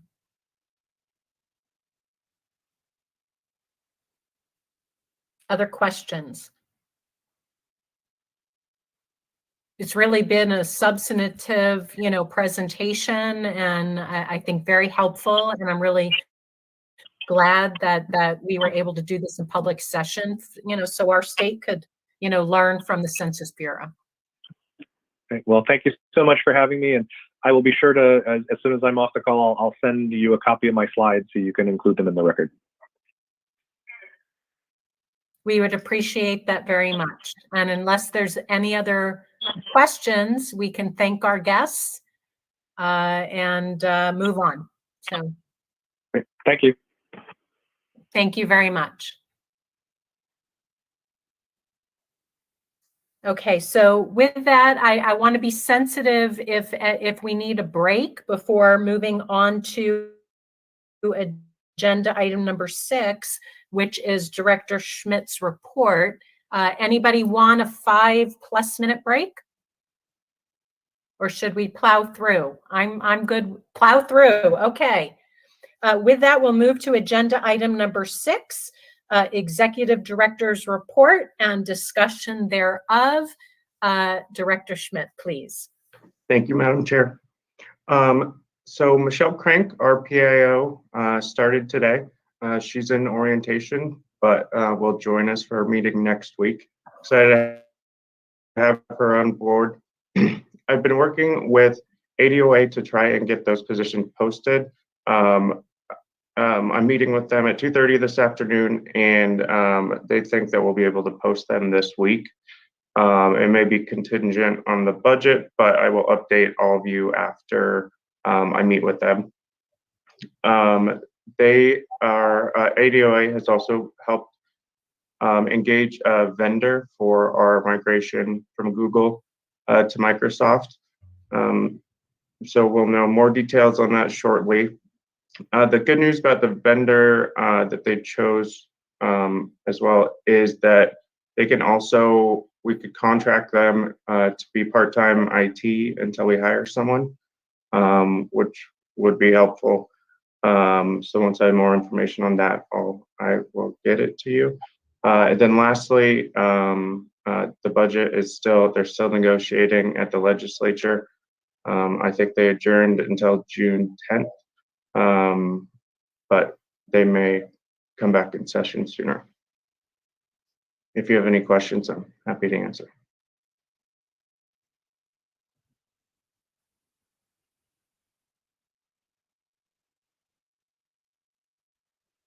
No questions? I have a question about our travel schedule. Sure. So, and I know that this may bleed into, Timmons and DC, guidance. But at some point, we're going to want to have a better sense of when we're moving out into communities, meeting with people. I know we need to, integrate a full team, IT, PIO, our mapping consultants. We don't want to travel unnecessarily. There needs to be a mission and a specific purpose. But anything on that front that you'd like to update us on? I'll work with each of you to see if there are dates that wouldn't work, or if they're where you wouldn't be able to attend, and start putting together ideas of what a travel schedule might look like. And I'll get that for you in the next week or so. Okay, great.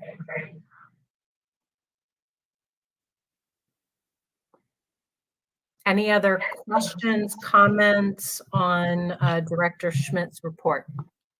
Chairwoman, I'd like to follow up with your comment about the travel. If we could at least get if we could get that somewhat finalized sooner than later, I think it would help communities also to know that we're going to be in their community at a certain date. Even if we don't have all the logistics, I know that the logistical piece is difficult at this point still, but even if we end up having to do it virtually, we could be knowing that on a certain date we would be hearing from Cholo, let's say. And then the other, I guess at some point I'd like us to spend some time on defining how these meetings will work, what we're looking for, how long each person gets to speak, what the parameters of the talks, of what they're speaking about would be, whether we want to have, just how we would work that. We want to have, and I'm picking Show Low as an example, but if we are in Show Low, are we going to be wanting to have people come from Phoenix and speak? Do we want to be focusing on that general community area and asking those folks, and then the parameters of what we would be asking them to speak about, whether it's not going to just be communities of interest, but they might have other comments that they want to provide. So maybe as a commission, we could spend some time in the future discussing those parameters of what we would expect from public meetings, as well as the dates and locations.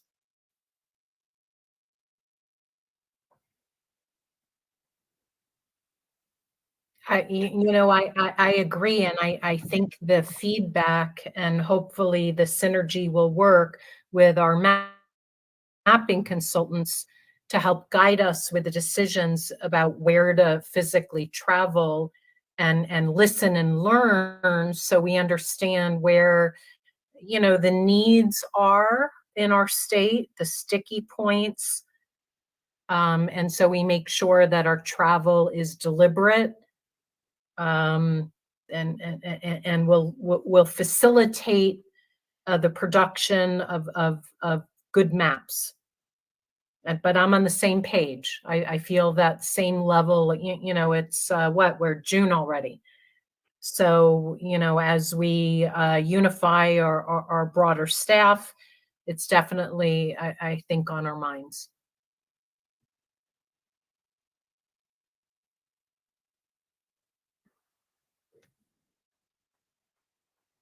Any other questions for our executive director? Okay, with that, we will move to agenda item number 7, discussion and possible action on legal counsel briefing. Chairwoman Newberg, Yes, real quick. please. I know that we've been discussing this on several agendas, but did we have any resolution on the tech budget and approval for migration and getting all that technology done? Last week, we did approve the purchase of some additional equipment. I don't know if there's anything additional that our director needs at this point. Perfect. Just wanted to raise that as a point of conversation if necessary. Director Schmidt, is there anything else that from a technology perspective, a staffing perspective, that you feel we need to help kind of bring all of this together? The only portion that's outstanding is the vendor. I don't have a cost on that yet. They said it would be pretty minimal since we only have so many users. As soon as I have that, I will send it out to all of you.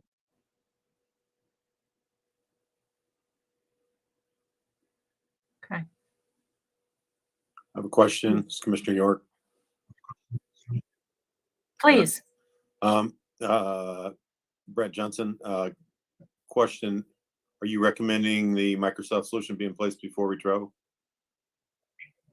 Yes. Yes.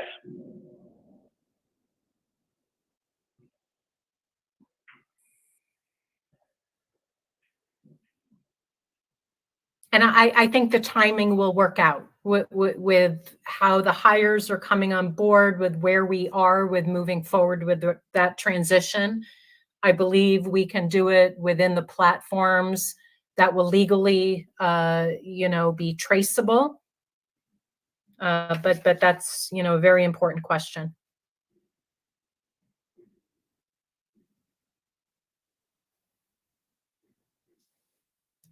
Okay, other legal guidance questions. I know that we're talking about guidance on open meeting law, compliance, ethics, and conflicts of interest avoidance, and public record request processing.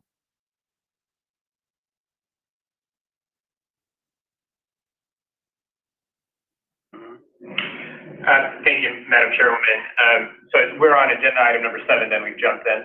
Okay, I'm sorry about that. Is there any further discussion on agenda item number 6? Okay, sorry. Moving ahead. Agenda item number 7, discussion and possible action on legal counsel briefing. Agenda item number 8, consideration and possible adoption of commission guidance on open meeting law compliance, ethics and conflicts of interest avoidance, and public record request processing. As all of you may remember, we began this conversation last week. And I know our council has moved forward with working on some drafts. I will turn it over to our council to maybe talk through some drafts with the goal of potentially talking through our priorities and being able to come to an agreement next week, such that we could even post the guidance to our agenda and we can make it, kind of part of the public process. So with that, I will turn it over to our legal counsel. Thank you, Madam Chairwoman. As you mentioned, at the direction of the commission last week, we've begun to prepare some guidance based on the different areas of legal issues and advice that we've given already. And before we get into the draft, last week I think we agreed to have the PowerPoint presentation that we gave in executive session posted on the website. I'm not sure, Brian or Valerie, if you can confirm that that was posted. Yes, they are on the newsroom section of our website. Great. Thank you, Brian. So we're going to start with the public records request. And Eric, I'm going to turn it over to Eric. He's going to talk through some guidance he prepared in a public records request form. And then we'll talk about the other areas, including the ethics and conflicts of interest and open meeting laws. Go ahead, Eric. Thanks. Just to give you all a game plan or a proposed game plan, this document that I'll present and the next that Roy will present are designed to be a way to generate discussion. They're just draft today and try and flag potential decisions for the commission to make. I think between today's presentation and when we post our agenda for next week, if Director Schmidt could relay any commissioner guidance to us that you all come up with outside of the meeting. Of course, we'll get your feedback in this meeting, but the goal is to hear your hot take during this meeting and take the next couple of days to get any supplementary guidance. And then we'll formalize these policies, attach them to next week's proposed agenda so the public can see them over the weekend and into Monday, and then we can more formally debate them on next Tuesday's meeting and potentially adopt them. But on public records, here are just some of the decision points that I think a guidance document should have. Number one, what are the methods by which we'll accept public records requests? I've leaned over my skis here by essentially proposing that we create a specific email address for public records requests separate from our normal admin or contact email address that currently exists. I assume that Valerie or Director Schmidt have relative ease in creating those or can work with ADOA to make that happen. But we want to accept both by mail and by email.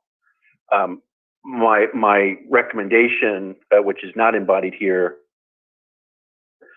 is to also have a web form to accept these via the website. Those could be typed in through the website and dumped into an email that gets auto-circulated to Brian or Valerie and our new public information officer who will be coming on board. That might just be an easier submission system. Also, I've circulated, but I'm not displaying it here, a old-fashioned paper-based public records request form. It's actually a fillable PDF. I don't have it on the screen, but that might be a good interim solution to upload that to the website as a PDF. That way folks can download it, type in their public records request and email it or mail it to the commission. That form can later be superseded by a web-based submission system if that's the direction the commission wants to go. But I designed that over the weekend, and maybe Brian could have, or Mr. Schmidt might have already forwarded to you. Another thing to think about is fees. Now, we're not, for non-commercial requests, we're not required to charge fees. Many agencies do. That doesn't apply to an in-person inspection. And the way that I've worded the draft policy here assumes that you've got to make an appointment to do an in-person review. There's a statutory right to inspect records in person, by the way. But mostly copies will be made, preferably electronic versions instead of making old-fashioned photocopies. So there's a draft fee schedule here that tries to account for the different types of requests we would expect to see over the next year, year and a half. The 25-cent per page figure actually comes out of Title 12. There's a 25-cent per page fee that's in a subpoena statute that I used as an analogy. I think it's in 12-351. But there's nothing in the public record statutes that addresses these costs. So we have some discretion about how to set these, and they should, in an ideal world, begin to approximate our actual cost. But I think it's fair to the public that we need to publish a fee schedule so that it doesn't appear arbitrary when we receive a public records request. So here are some of the numbers to chew on over the next couple of days. Electronic copies are preferable. We try to, my recommendation is that we try to put as much on our website as we can, not only to reduce, if not eliminate, the cost to the public, but to reduce the amount of staff labor time it will take our folks to produce those. Let me skim through here. So timing, this is more of an internal policy. It suggests that we acknowledge all public records requests within 2 business days. The commission can dial it down to 1 business day. I didn't want to get too aggressive there. Brian and Valerie should opine about our staff resources. But currently it's set at a presumptive 2 business days to acknowledge receipt. Some records, many records, could be produced within 30 days. That's an aspirational goal, but we've put in this guideline that if we think it's going to take more than 30 days, we'll be in contact with the requester and let them know and give them a forecast. We always try to do rolling productions if possible, so as not to hold everything back at once. That's not mentioned here, but that's an implicit premise of any good public records policy. We try to tell the public here that we don't have a legal obligation to create records that don't already exist. In my past experience, that's not only seen through requests to compile data into summaries to make it more user-friendly, or even to ask questions to the commission. Those aren't really proper under the public records law, so this is a bit of a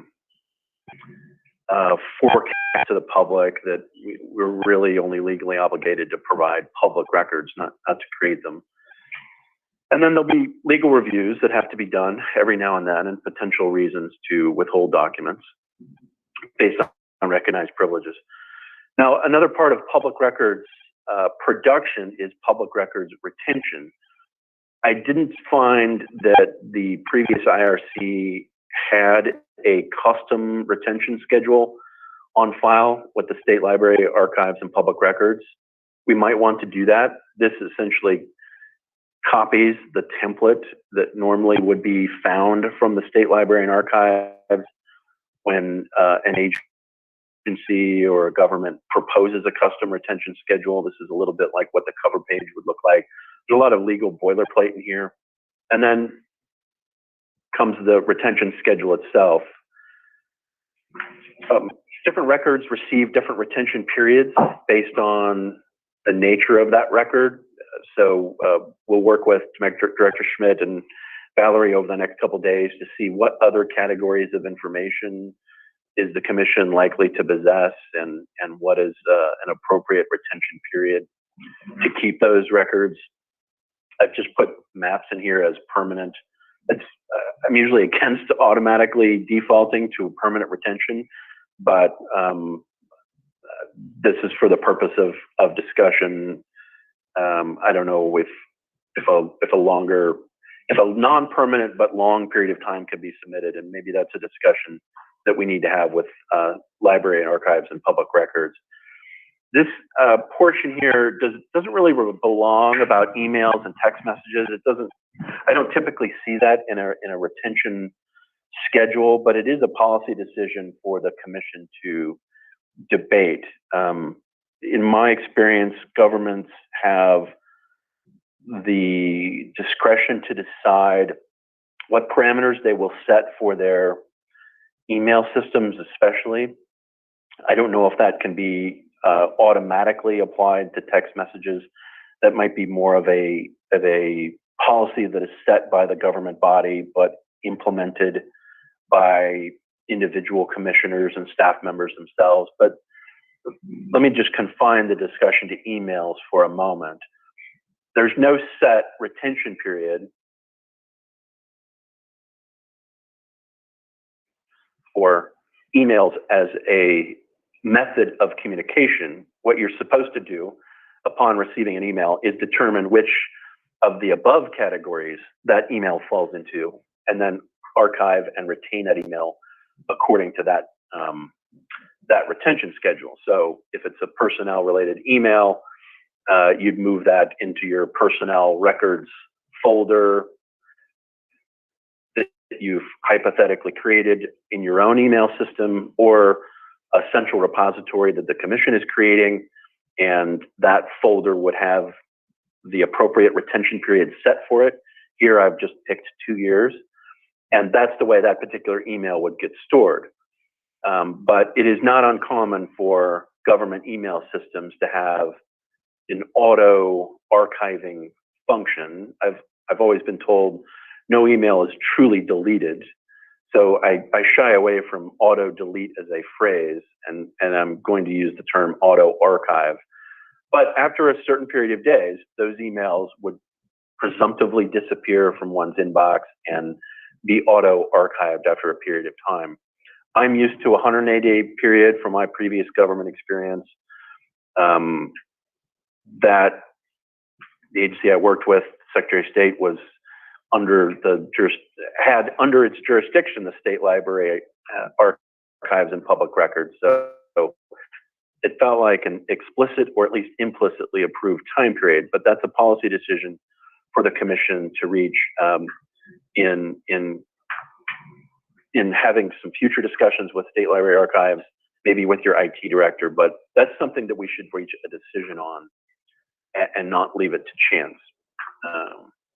So that was an overview of the public records guidance. We can certainly add to this, change it, and maybe I'll let Roy take over on the open meeting law guidance, and then maybe at the end, if anybody has feedback they want to provide in the meeting, we'll take notes and get ready to incorporate that. So let me minimize this and bring up the open meeting law portion. Yeah, so I'll turn to the open meeting law portion. The guiding principles is how we've described it here in this document. You know, this is a little bit different, I think, than the public records or even the ethics piece, because, you know, we obviously have very extensive open meeting laws.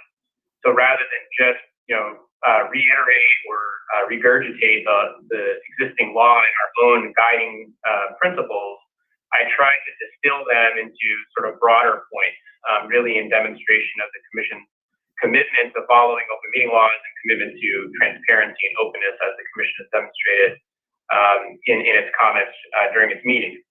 So what I try to do again is to try to take the pretty extensive open meeting laws and put it into a shorter document that has these principles.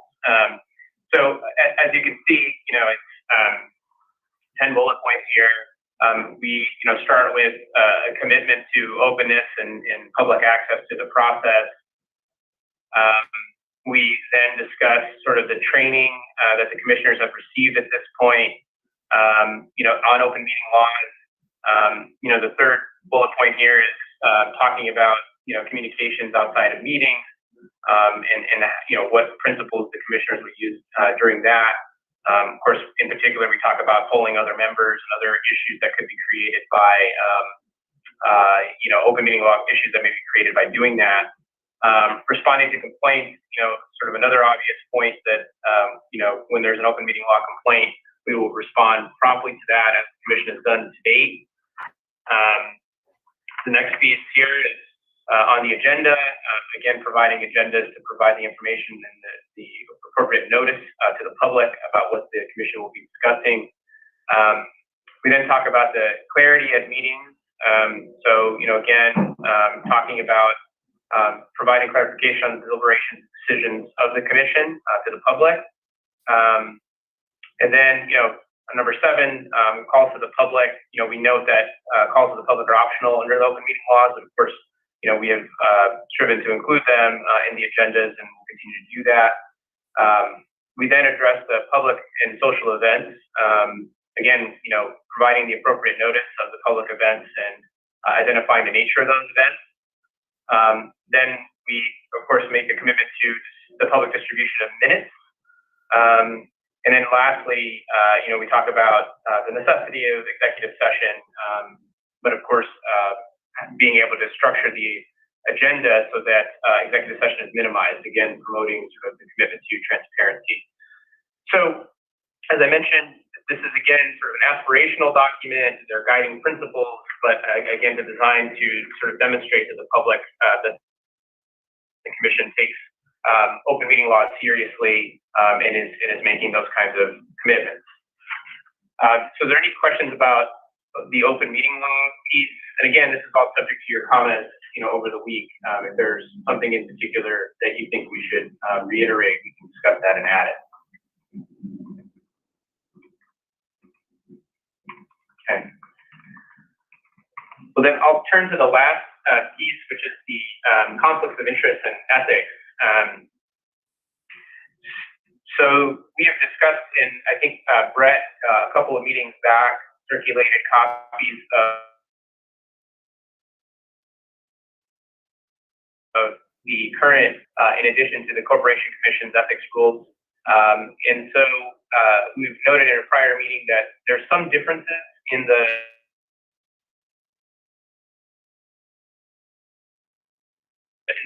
two rules. There are some differences, but I think generally speaking, the vast majority of the language in both of the House and the Senate rules are largely tracking with each other.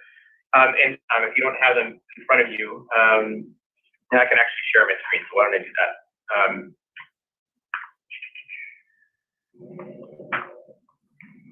Just to sort of show you, if I can share my screen.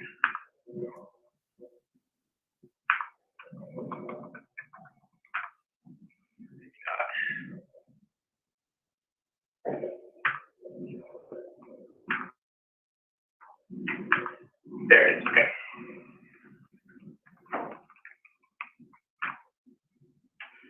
So I have up before you the to it.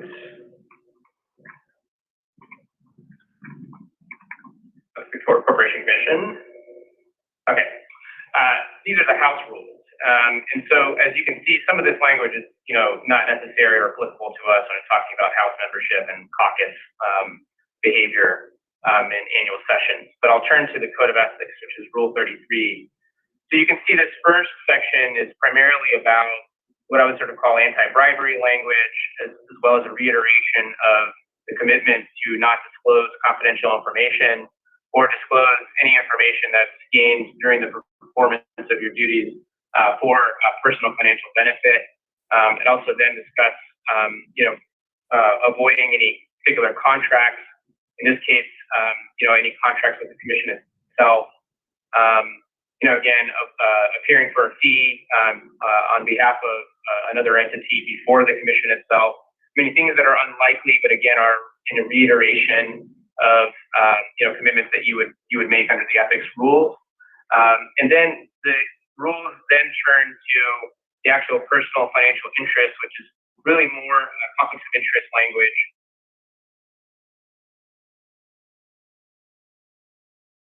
This again is a decision that the commission is going to make. And so the idea here is that you would identify that personal financial interest and then, make a disclosure of it. And then, of course, if necessary, abstain from taking any action.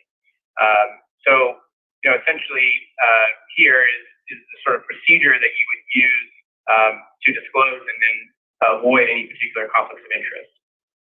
This actually gets to the only major difference between the House and the Senate ethics, and this is actually in subsection C, so A2C,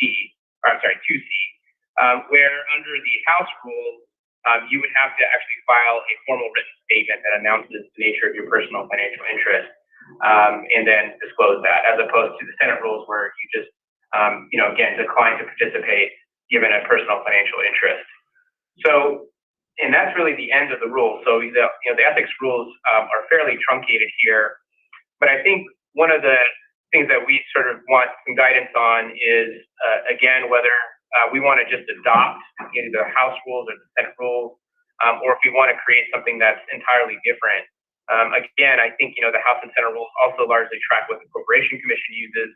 Corporation Commission has some additional language in its ethics rules that are specific to the Corporation Commission related to its oversight over securities, for example. So that's not necessary, but the rest of the stuff on conflicts of interest, again, the commitment to not disclose confidential information, it basically tracks. So we wanted to give you a sense of what the ethics rules look like, what the minor differences are between the House and the Senate.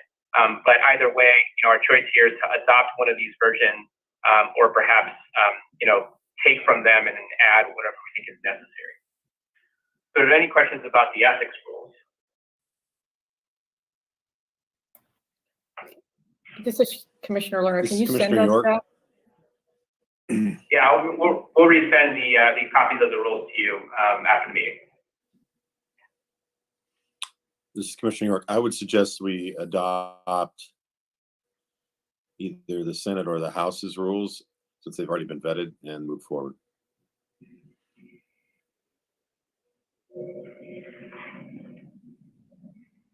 And Roy, did you make a change in C to incorporate both? No, I didn't. So these are the actual rules. I didn't make any changes to them at all.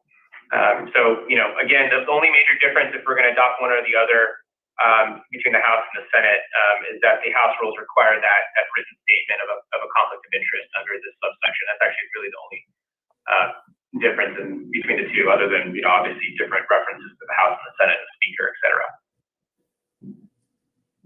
So that would be the choice before you. If you want to adopt the House ones, then the commitment would be, if there's a conflict of interest, you would have to prepare a written statement, or pick the Senate where you don't have to do that.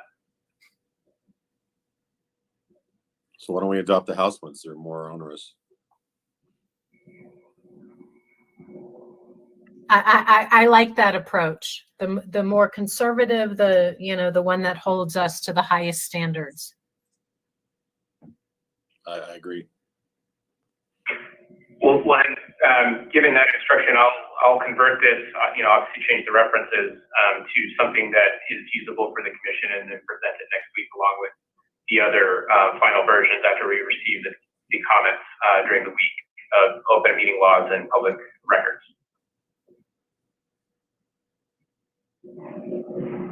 And with that, I think that's really all we had for today on this section in this agenda item, Madam Chair. Well, thank you. And now the public knows what we've been doing in executive session. It's not as sexy as maybe it sounds. but thank you, and we do aspire to submit our templates for our agreed upon guidance to the public. Can I, Chairwoman, can I just ask one quick follow-up question from the public records? What happened last time with the public records in terms of retention of things like agendas and those? I know there was a 2-year limit. Are we following some of the things that were done in the past? I know some of the stuff is different because the electronic has changed in 10 years, but I was just curious about the retention piece on where that fit into what was done in 2000 and 2010.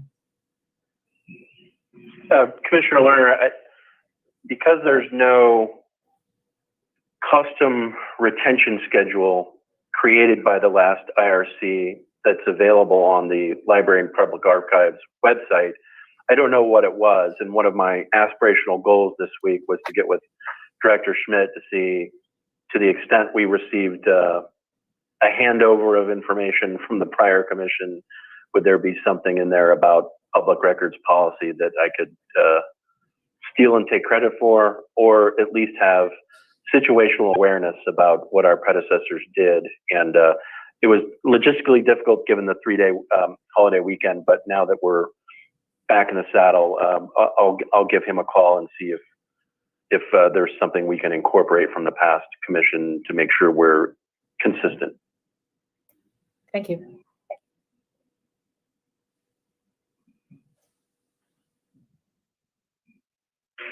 Any other questions or comments? All right, thank you. And with that, we'll move to agenda item number 8, which is discussion and possible action on census data and delay and ways to mitigate its disruption. Agenda item 8A, status of state demographers presentation. With that, does our council have any update? Chairwoman, I think we're still on track. Hopefully we'll have that locked up by the end of the week and to confirm a specific date for that presentation. Okay, thank you for your persistence on that. And if there are no further questions, we will move to agenda item number 9, update from the mapping consultant Timmons/NDC. I can report that they are in fact meeting today for their internal kickoff meeting, and they will then be sharing all of that information with us next week at our meeting. Other than that, I don't really have much to share from them outside of the fact that we're excited to collaborate and move forward. I don't know if anybody has any additional detail to add or questions on that front. With that, we'll move to agenda item number 10, discussion of future agenda item requests.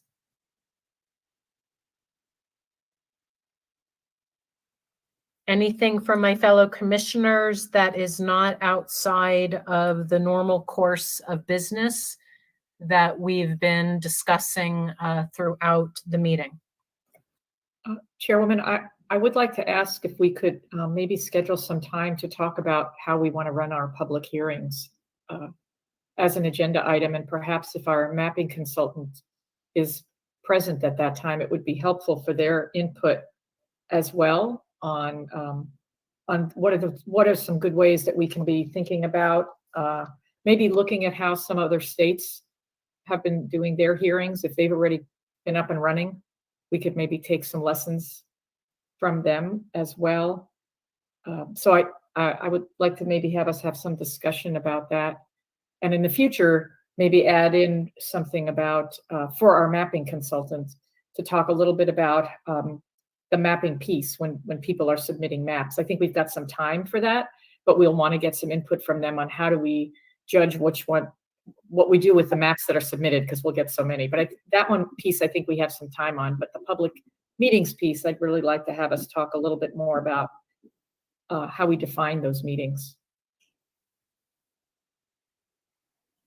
It's absolutely timely, and Director Schmidt, let's make a note to ask Timmons and DC that in context of their presentation next week, to ask them to focus particularly on these public hearings, what we need to be focused on. Yeah. Madam Chair, this is Vice Chair Watchman. I think I spoke to it last week, but in addition to the agenda, my thought is we need to have some sort of PowerPoint presentation. Everyone that talked today had something, and so and maybe we'll leave that to Director Schmidt, our legal counsel, and the mapping consultants on, our I'll call our stock presentation. I think, up to 10-page, if you will, PowerPoint presentation on, some of the, because I imagine we'll go to some communities and they're probably very unfamiliar with what redistricting is, the process, and who are the players. And so maybe we can start crafting that and putting that together, because that'll certainly take up most of our agenda. But obviously the point is to hear and get feedback. But in order to get feedback, we need to spell out, what we're doing, why, and who are the team players. So I think we should start working on that. And we could talk about that next week as well. Yes, no, excellent point. It's a dialogue. And so we're sharing us with them, and they're sharing, their stories with us. And I think that's an important point.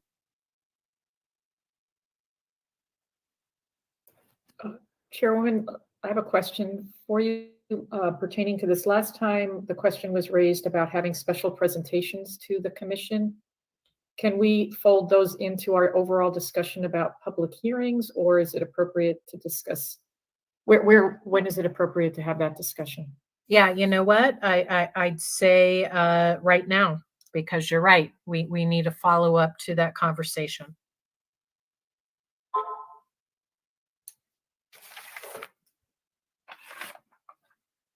I don't think, we don't have it agendized, so we can propose ideas and discuss, the general, context.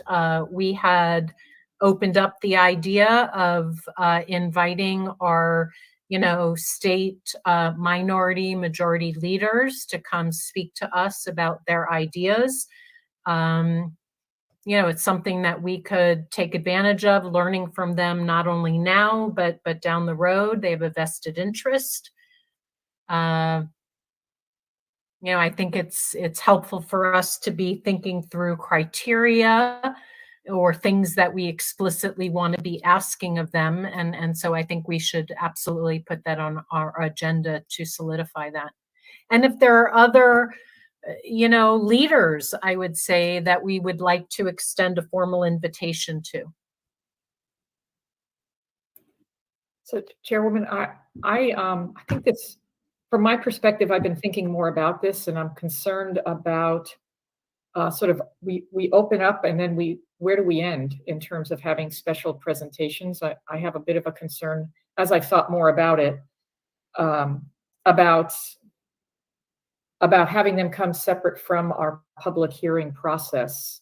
I understand the perspective of why that might be helpful, but then I'm not sure where we say we're yes or no to different groups, because so many have special interests. When do we say no to Chamber of Commerce's? Do we say no to city leaders? Where I've started to rethink whether or not we want to have a special opportunity for certain groups, or whether we want to just say, please come to our public hearings and speak to us from the perspective of your legislative knowledge that you can bring to it as part of that. So while I understood what our legal counsel's point was about the Constitution, it does give a 30-day period when they have their prescribed roles. So while this would be, I understand the potential advantage to having them come and speak early as well as late, but constitutionally we have them coming, from what I understood from Eric, we had them come, they have a 30-day period for that. So my concern, I'm sort of back to not being sure that this is the wise approach at this point, because I'm not sure which leaders we invite and which ones we don't as part of that. So I think we need probably to think through that from my perspective a little bit more, and maybe just invite them as we have in the past. I think they have in the past spoken to at our public hearings. They have come to those public hearings and presented. So I just wanted to raise that question. I think it's an important question that we need to think through. I mean, who is it that we explicitly invite and carve out time, and who is it that just, reaches out to us and requests time to speak to us? I would absolutely, suggest that we put this on the agenda.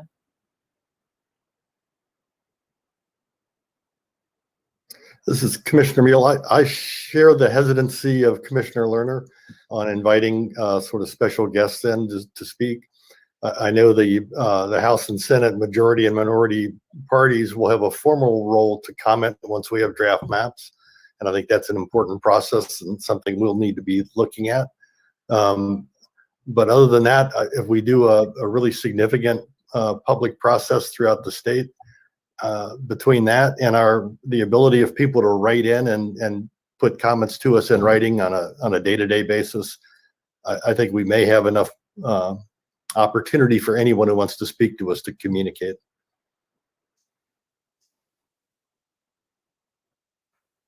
Just for the sake of being a contrarian, and I don't even know where I fall on this issue, are they not entitled to maybe, speaking to us personally? I mean, when we think about communities of interest, I don't think it's random that the majority and minority leaders pick the partisan commissioners first. I mean, when you think about how this process even begins, they're the ones who pick you.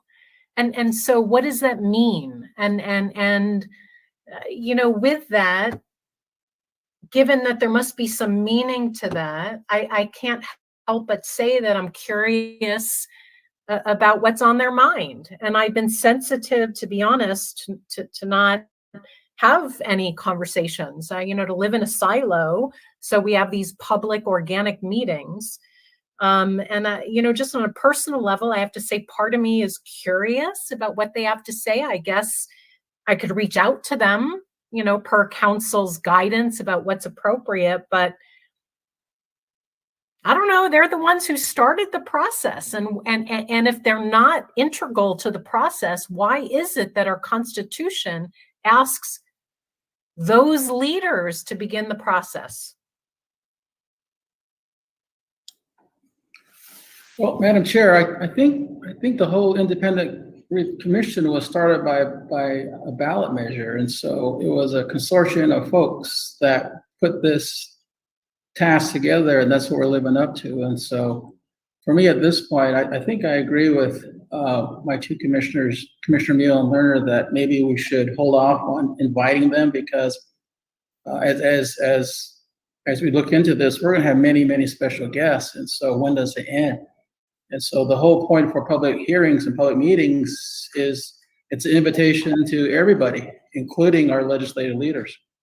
And so I think maybe more discussion on this next week, but at this point, I'm leaning forward, holding off, because again, it doesn't end. You got, counties, you got the tribes, you got the cities and towns, and, the chambers and whatnot. And so, are we going to have special meetings and then public hearings and then a road tour? I think we all got to keep it simple.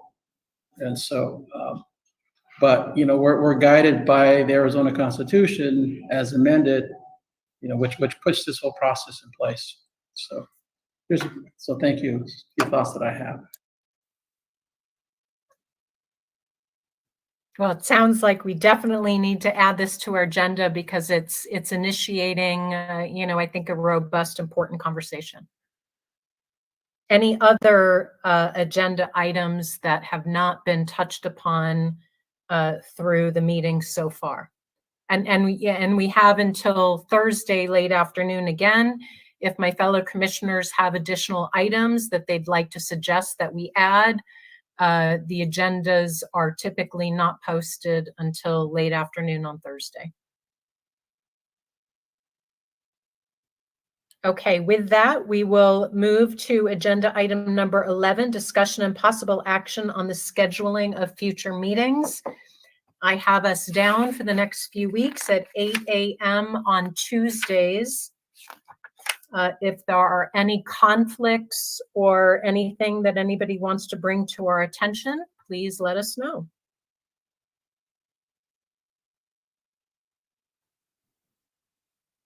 Okay, with that, I'll look forward to convening with all of you next Tuesday, the 8th at 8 a.m.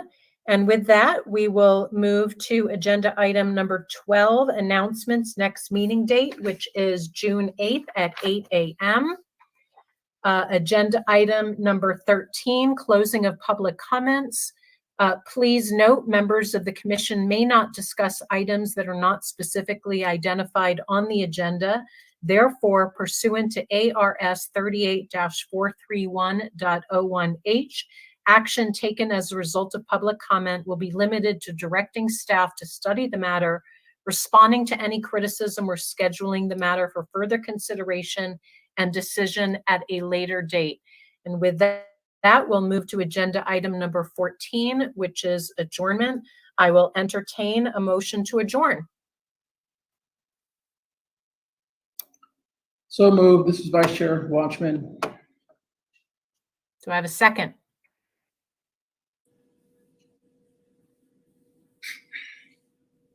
Second. Any further discussion? Okay, Vice Chair Watchman, Aye. Commissioner Meal, Aye. Commissioner Lerner, Aye. Commissioner York, Aye. Commissioner Newberg is an aye. And with that, I look forward to convening with everybody next Tuesday at 8 a.m. Have a wonderful week. Thanks, Erica. Bye-bye. Bye-bye, everybody. Thank you. Bye-bye.